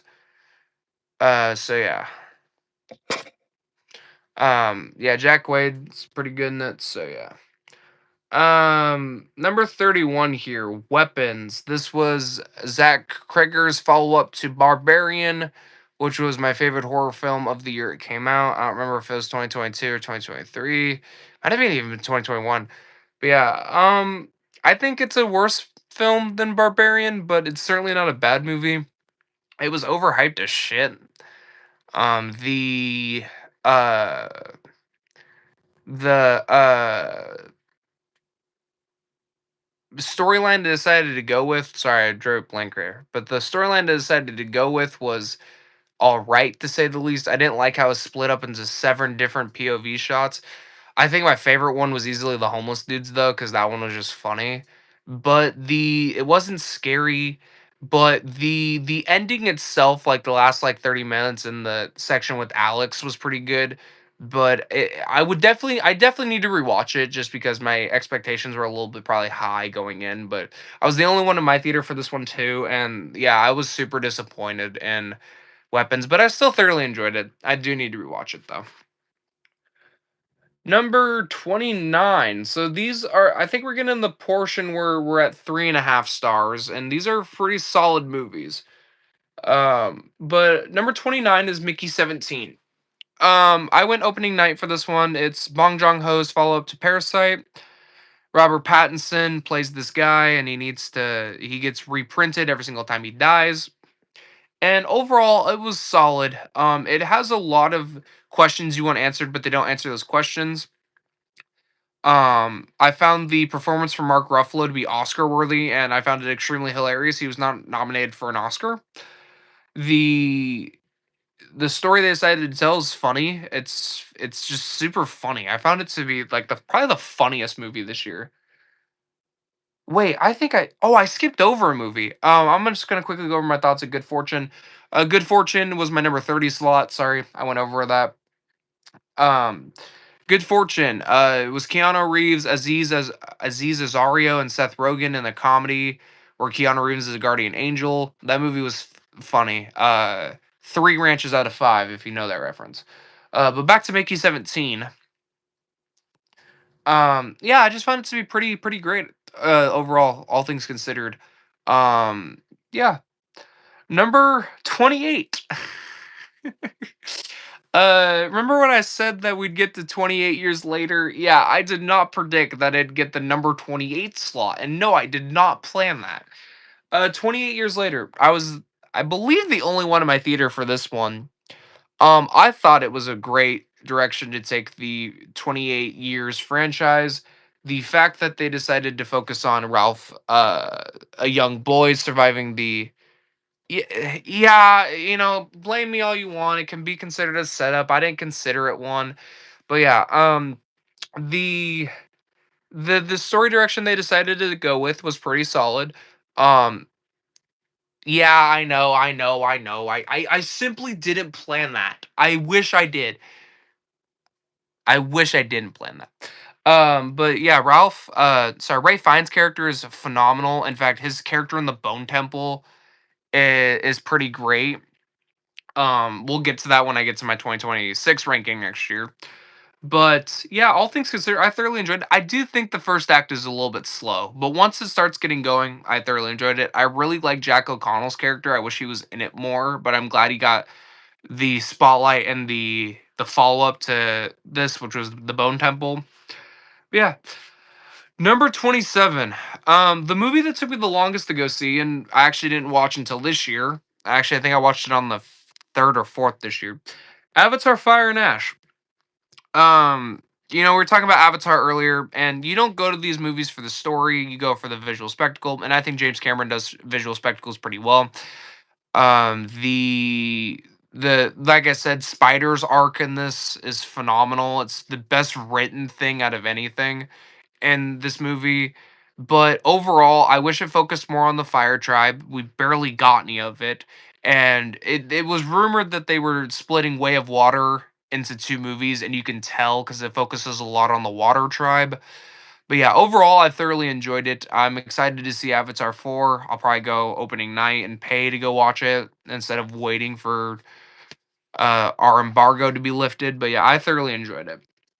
Number 26, Lost in Starlight. This was the first anime film I watched this year. It was on Netflix. It's got this La La Land inspired story, and it's a phenomenal movie. Very beautiful, but very derivative. We've seen this type of story before in La La Land and done much better. Overall, I thoroughly enjoyed it. There's nothing home to write home about. I thought that voice acting was great.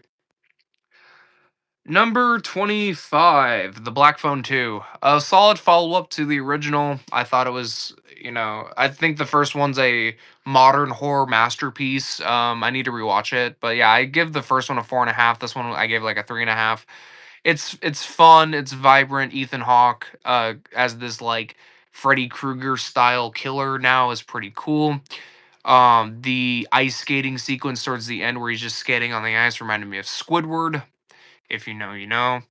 But yeah, overall, it was just a solid follow up. I want to see more from this universe. Number 24, Final Destination Bloodlines. Probably the best one in the franchise, honestly. The Final Destination franchise isn't anything to write home about, but this one was pretty solid. Great kills, great practical effects, great premonition sequence. I think that premonition sequence lasted more longer than any one in the franchise, and it lasted for like 25 minutes. So yeah, it was pretty great. I'm glad that kid got crushed by a fucking piano. He deserved it. Overall, just a solid sequel, and rest in peace to the legend Tony Todd. He gave a great performance on his way out of this world, and I'm glad that that's his probably. I believe it's his last performance. But yeah, number 23. Oh boy, this was in my top 10 for the longest time, but I had to be realistic. Superman. This is the new Superman adaptation directed by yeah. Uh this is the new adaptation of Superman with James Gunn's new universe. Honestly, this movie gave me more hope than anything. I took my siblings to go see it, and so honestly, it was nice to watch them watch it because, I'm with my siblings and they're young. They're young. They're on the younger side. So I took them to go see it. I loved it. I loved David Cornsweat's adaptation of Superman. I love Mr. Terrific. I love the soundtrack. The soundtrack's been stuck in my playlist for many a months now. 5 Years Time is probably one of the best songs I've ever heard. Lex Luthor's great. But I don't know, something about me was just feeling like I want more, and by the time the credits rolled, I was like, "I want more," and, now we have to wait for more, and I think it's Superman Man of Tomorrow we're getting, so with Brainiac as the villain, so I'm excited to see where, I'm excited to see where James Gunn takes this universe. I'm excited for Supergirl later this year. It's not my top 10 most anticipated this year, but I'm excited to watch it. Now we're getting into the 4-star films. I think the next couple are 4 stars, and then we're about almost done here. Um, Number 22, Nobody 2. This was the sequel to Nobody, which I watched for the first time this year. And honestly, both these films are interchangeable for me. I like the summer aesthetic to Nobody 2. I like Bob Odenkirk's performance in this. I like the action sequence at the water park at the end. I just think this movie's a lot of fun. I like to call these the Bob Odenkirk John Wick because that's just what they are. That's what they remind me of. Number 21, Now You See Me, Now You Don't. This is the third movie in the Now You See Me franchise. Honestly, this is probably my favorite of the three. I found the first one to be pretty okay. I haven't seen the second one, but this one was a good third entry. I like the magic tricks they decided to do. I like the fact that they decided to focus on the younger generation of magicians. Uh, Justice Smith is one of my favorite young actors, and so I'm glad he's getting some more roles. I love all the cast members interacting with each other. Jesse Eisenberg and okay. But Jesse Eisenberg and Woody Harrelson, Zombieland's one of my favorite movies of all time. So watching them two on screen anytime is pretty great. The death of Morgan Freeman's character really impacted the characters and it moved things a good thing. I love the twist. I love the magic trick they decided to go with towards the end was pretty cool. But yeah, overall pretty great. The most underrated movie from last year and my favorite, I think this might be my favorite animated movie on the list. I'm not including anime as animated, that's different. Um, yeah, it's the only other animated oh, no, wait. Okay, yeah, I forgot I have K-pop Demon Hunters above this, but honestly, this is my most underrated movie last year. Looney Tunes: The Day the Earth Blew Up. This is the first 2D animated film in a while, and it's great. It's got great gags. Daffy Duck and Porky Pig have great chemistry. Farmer Jim is probably my favorite side character out of any movie I've ever seen. He's funny. Overall, just a solid 2D animated Looney Tunes film that we haven't gotten in a while. We haven't gotten a lot of Looney Tunes recently, besides Space Jam: A New Legacy, which was not bad, but it certainly wasn't good either.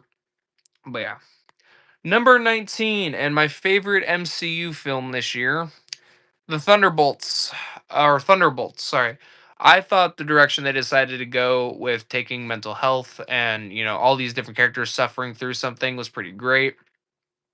Yelena's character is great. I love David Harbour as Red Guardian.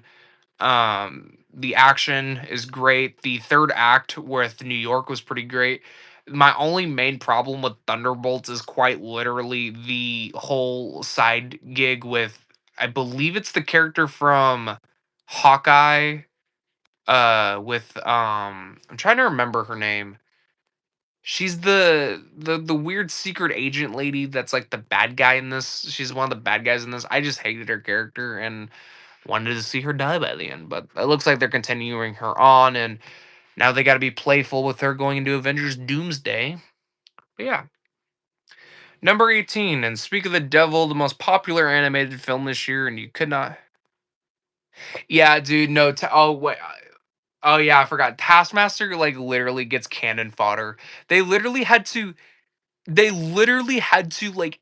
like add Taskmaster into scenes so people didn't think like they killed Taskmaster immediately.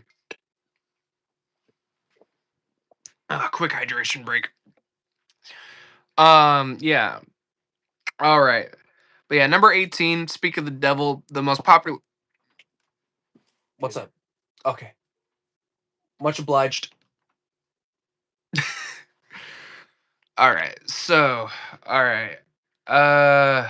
Number 18, K-pop Demon Hunters. Great. Great music. Yeah, I know, right? K-pop Demon Hunters, great. Pretty great. Nothing more. Music great. There was a gag with a cat and a bird that got me. Yeah, I don't know the soundtrack, dude. I've had that. I mean, me and my buddies, we picked up the soundtrack. Like my buddies won't watch the movie for the longest time, and I told them that the soundtrack was great. All right, number 17. Oh boy, this is controversial. I think it's not my top 10. One Battle After Another. This is the Oscar-nominated Paul Anderson film with Leonardo DiCaprio as a revolutionist. Sean Penn gives a great performance in this one. I simply, and I'm sorry to say this, I did not jive with this movie's message. It's a great message to have, don't get me wrong, but with the current political landscape, I just couldn't get into it. I thought the mother character was easily the worst mother I've ever seen put to film, and she didn't deserve a happy ending. Leo's performance though, and Benicio del Toro's performance are great. I love Sensei. Thank you, Sensei. Courage, Bob. Courage. Um, yeah. Number 16, and this was my number one for the longest time because there was not a lot of good movies coming out last year. Companion. This was Jack Quaid and Sophie Thatcher's thriller about robots and lover robots. If you didn't watch the trailer, sorry for spoiling it for you, but that's pretty much what it was about. Jack Quaid, I like him when he's doing these evil roles. Does a pretty great job. Great cinematography too, and great effects too. This movie is surprisingly brutal. Number 15, the first Wes Anderson movie I ever watched, and my buddy knows this because I told him. The Phoenician Scheme. I love this movie. I thought Del Toro's performance in this movie was great. Wes Anderson has this weird aesthetic to him. In fact, my one of my favorite movies. Let me grab it off my shelf here. This has to be one of the greatest movies I've ever seen. Number 15, Burger King foot lettuce. Yeah, but the Grand Budapest Hotel is one of my favorite movies. I'll put you back on there. And so I'm glad I picked up some Wes Anderson this year. Yeah, pretty solid overall. I think this might be the only 2024 release, but granted, it came out in 2025 theatrically, but this played at some festivals. But Queen of the Ring. As many of you guys know, I am a wrestling fan, and so this followed the story of Mildred Burke, a women's wrestler back in the 50s where women's wrestling was not allowed and she breaks the barriers. Honestly, it's a solid sports biopic. There's a lot of cameos from wrestlers and the likes of wrestling legends themselves. Jim Cornette's in this, which I found nice. I listen to the Cornette podcast all the time. Yeah. Number 13, and the last movie I watched for this list, granted, I watched it like a couple weeks ago, so give me some space here, guys. I know I've been planning this video for so long that I got to add a couple of movies. Um, The Housemaid, starring Amanda Seyfried, directed by Paul Feig, and it has what the fuck is her name? Sydney Sweeney. There we go. I thoroughly enjoyed this. It was this nice, solid thriller. I read the book too, so the book was great too. I'm excited for the sequel. Honestly, it's a solid thriller where this Amanda Seyfried hires this housemaid, and then things ensue. I don't want to spoil too much for that one because that one's actually good. I want people to go in blind for that one. That one is pretty good. All right, so everything else on this list from 4.5 or from 12 onward is everything that I would consider. Yeah, I watched it twice in theaters. I went once and I was like, huh, that's weird. And then I bought the book, read the book, and then I went and watched the movie again. So everything else from here is a 4.5 to 5. Um Honestly, most of these, in my opinion, besides a couple, I would give actually 5 stars if I could I need to rewatch some of them though. But well, besides one, when we'll get there when we get there. But number 12, the best comedy of the year, the best remake possible, the best requel, if you will. The Naked Gun. Solid movie. Sorry, door chimes went off. Solid movie. Liam Neeson's so funny. I wish he would do more comedic performances. Um, Great gags. I love the what was it? The gag with the snowman. The snowman, him and the girl were funny. And then there's a gag. There was a gag towards the end of the film with Buffy the Vampire Slayer and then an old uh an old TV thing that people used to buy. What was that? Correct me in the comments because like I need to remember what that was. But that had the funniest laugh. The cameo at the end was funny. The Cody Rhodes bit with the glass wiping itself. There's a lot of just like gags that are in the background. Was it Vivo? I think it was Vivo. But yeah, I thoroughly enjoyed the Naked Gun remake.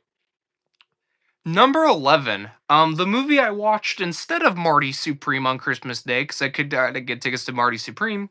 Song Sung Blue. This was the Hugh Jackman Neil Diamond impersonator movie. Solid movie. Solid movie. I thoroughly enjoyed it. Great performance from Kate Hudson. I hope she wins that Oscar. Yeah. All right, getting into the top 10 here. Rushing through these as quickly as I can, but also giving an informed opinion. Number 10. I actually own this movie on Steelbook. F1. This was the Brad Pitt racing movie that came out, Apple TV exclusive. And honestly, I thoroughly enjoyed it. The racing sequences are tense and enjoyable. Brad Pitt's charismatic as ever. The dynamic between the two racers is great. The whole story is like your typical sports story, but what I loved about it was it's elevated by those performances by Brad Pitt. Yeah, overall solid. I need to rewatch it. I'll probably rewatch it tonight. But yeah, F1 at number 10. Number 9, and a movie that bounced up and down my list, but in the end, I just couldn't help but love it. Eddington. This is the A24 Ari Aster film starring Joaquin Phoenix and Pedro Pascal. And I did a double feature that day with Eddington, and then I Know What You Did Last Summer, and that movie was way down my list. But Eddington, I thought was solid. I thought the performance from Joaquin Phoenix and Pedro Pascal were great. The dynamics of the like COVID era and stuff really stuck out to me because that's what COVID was like. I lived through that, which was mind-boggling to me. The mystery side of things towards the third act, I thought were a bit muddled. I will say I do need to rewatch it, but yeah, overall, I remember really enjoying this movie. But I just loved how weird it got. Number 8, and the movie that I finally got to watch a couple days after I saw Song Song Blue, Marty Supreme. This is Josh Safdie's movie. We saw Benny Safdie's way down the list, and I thought Timothy Chalamet did a much better job at acting than The Rock did. I thought this movie was solid. Great performance from Chalamet.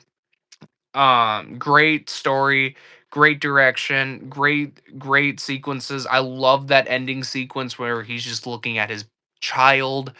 The transition from the opening credits was pretty funny if you ask me.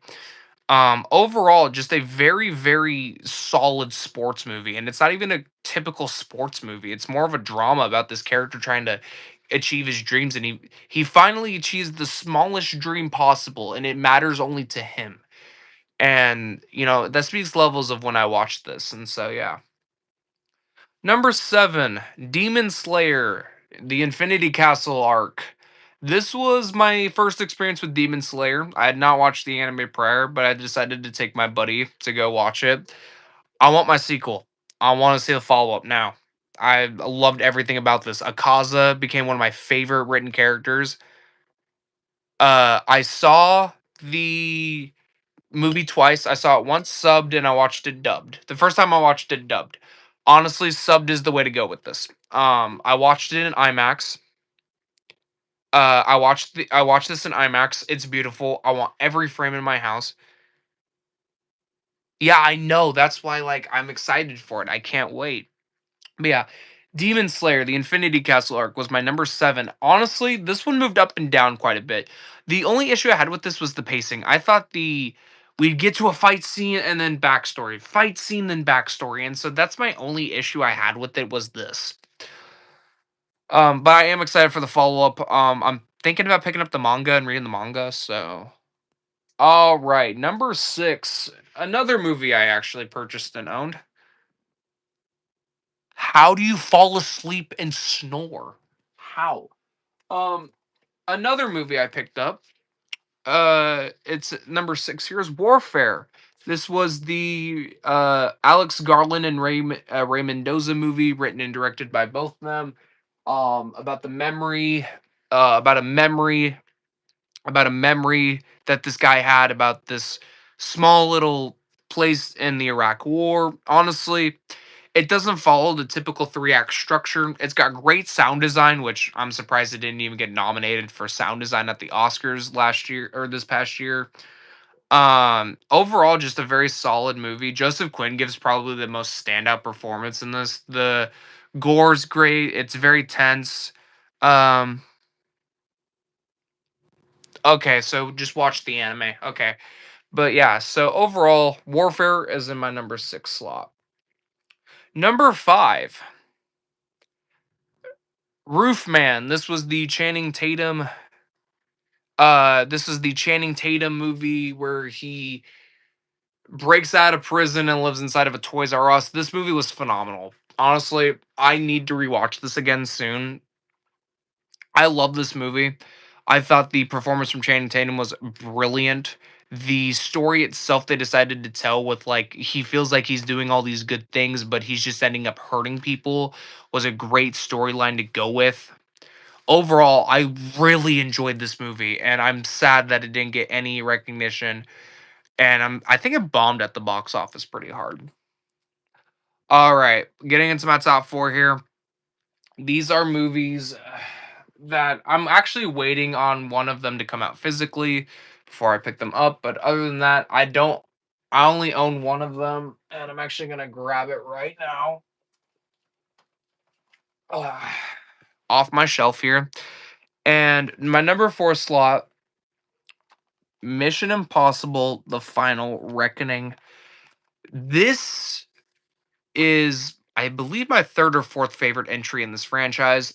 I'm gonna get a quick story time here. So when Mission Impossible: Dead Reckoning Part One came out, I did not like it. I thought it was a whatever generic action film starring Tom Cruise. I didn't give it the credit it desired at the time, and maybe the day I watched it and I wasn't just in the right headspace. I found it incredibly boring, incredibly predictable, and especially since they announced the Part One and Part Two, I knew I wasn't gonna be satisfied with the ending that they went with.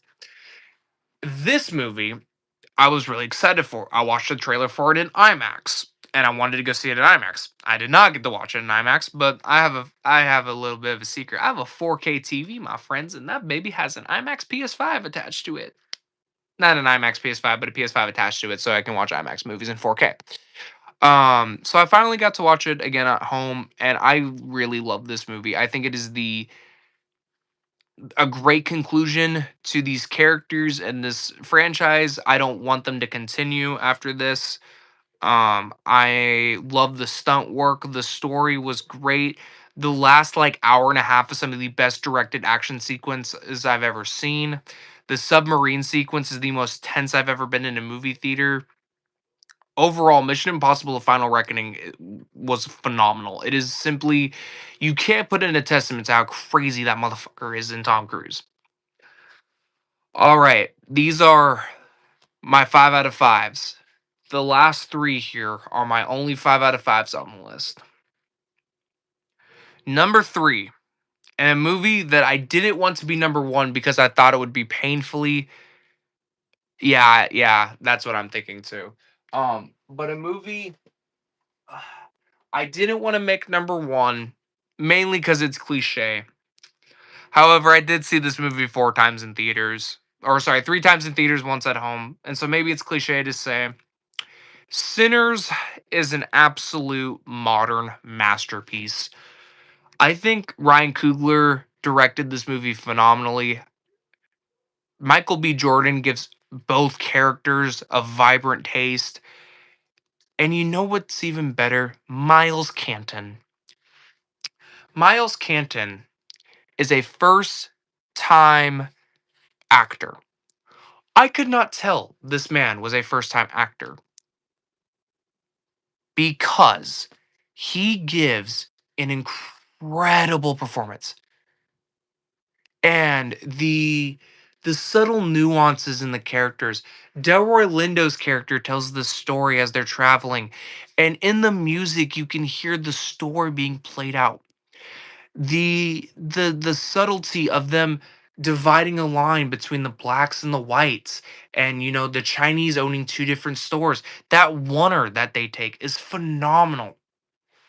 This movie's just great. I could gush over and over about how much I love Sinners. I love the music. Rocky Road to Dublin has been played in my playlist so much this year. I think it made my top 5 on Spotify last year. And that's not even to mention Remick. Remick's character is so interesting. You also have the Native American tribe. And so, yeah, exactly. It took a movie about racism and it didn't make it uncomfortable to sit through. It made it this, celebration almost of just music and the blues. I love that epilogue. And no matter how much it upsets me, I counted 10 people in my auditorium the second and fourth time I watched it leave before the epilogue played. I love Sinners. I didn't wanna make this one number 1 just to sound cliche because everyone probably has it in their number 1 slot, but it is my number 3, but in my heart of hearts, it is number 1. Number 2, Gork, I'm gonna let you guess what number 2 is. You probably know what it is.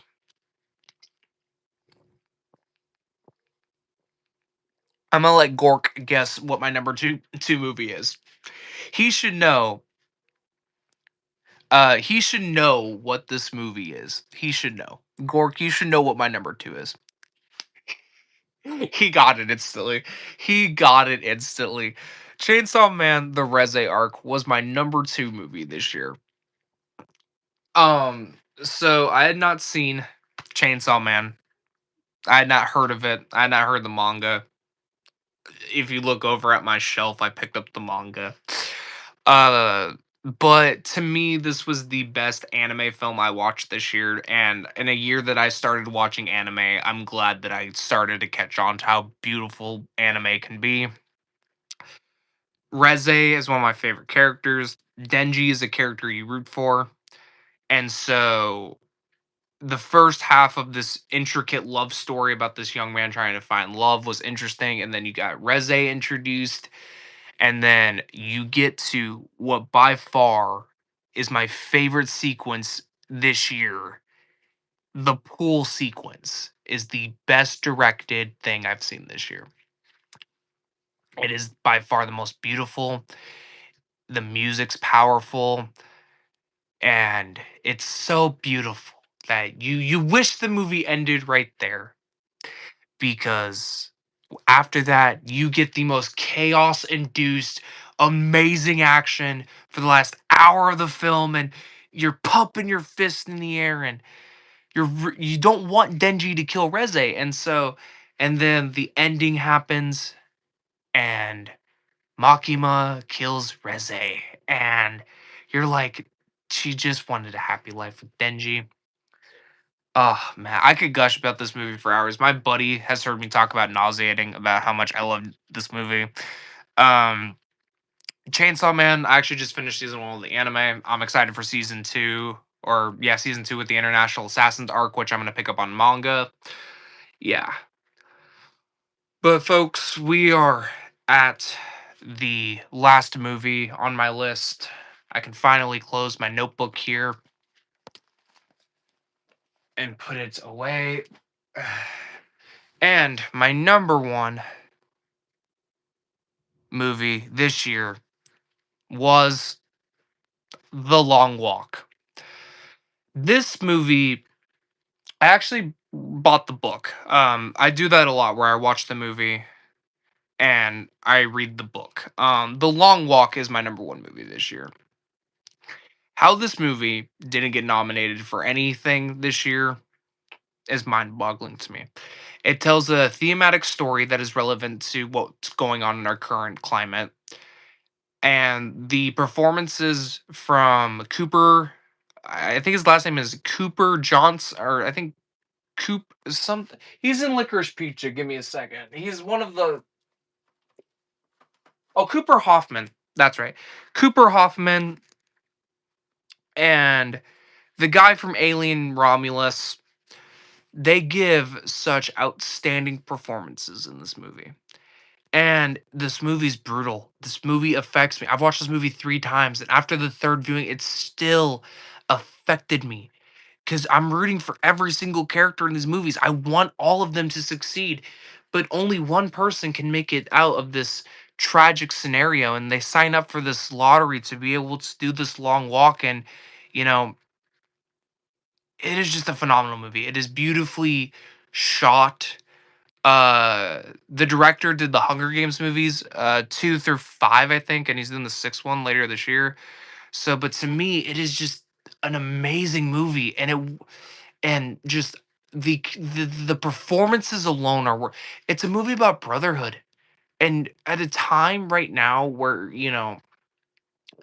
it seems like everyone's divided, this movie just filled me with so much hope about brotherhood, about sacrifice, and about, you know, and then when Stephen King wrote this book, it was an allegory for the Vietnam War at the time.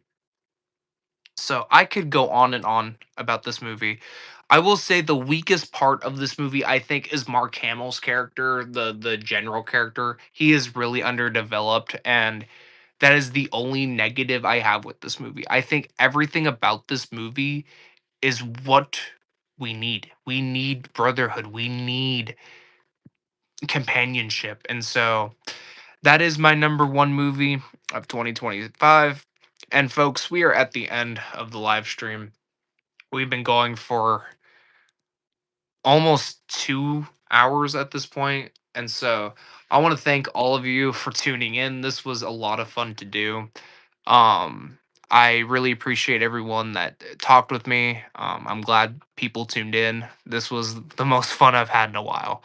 Um, Stay tuned for this weekend. I will give you guys my review of Scream 7 and a ranking on next Monday, probably.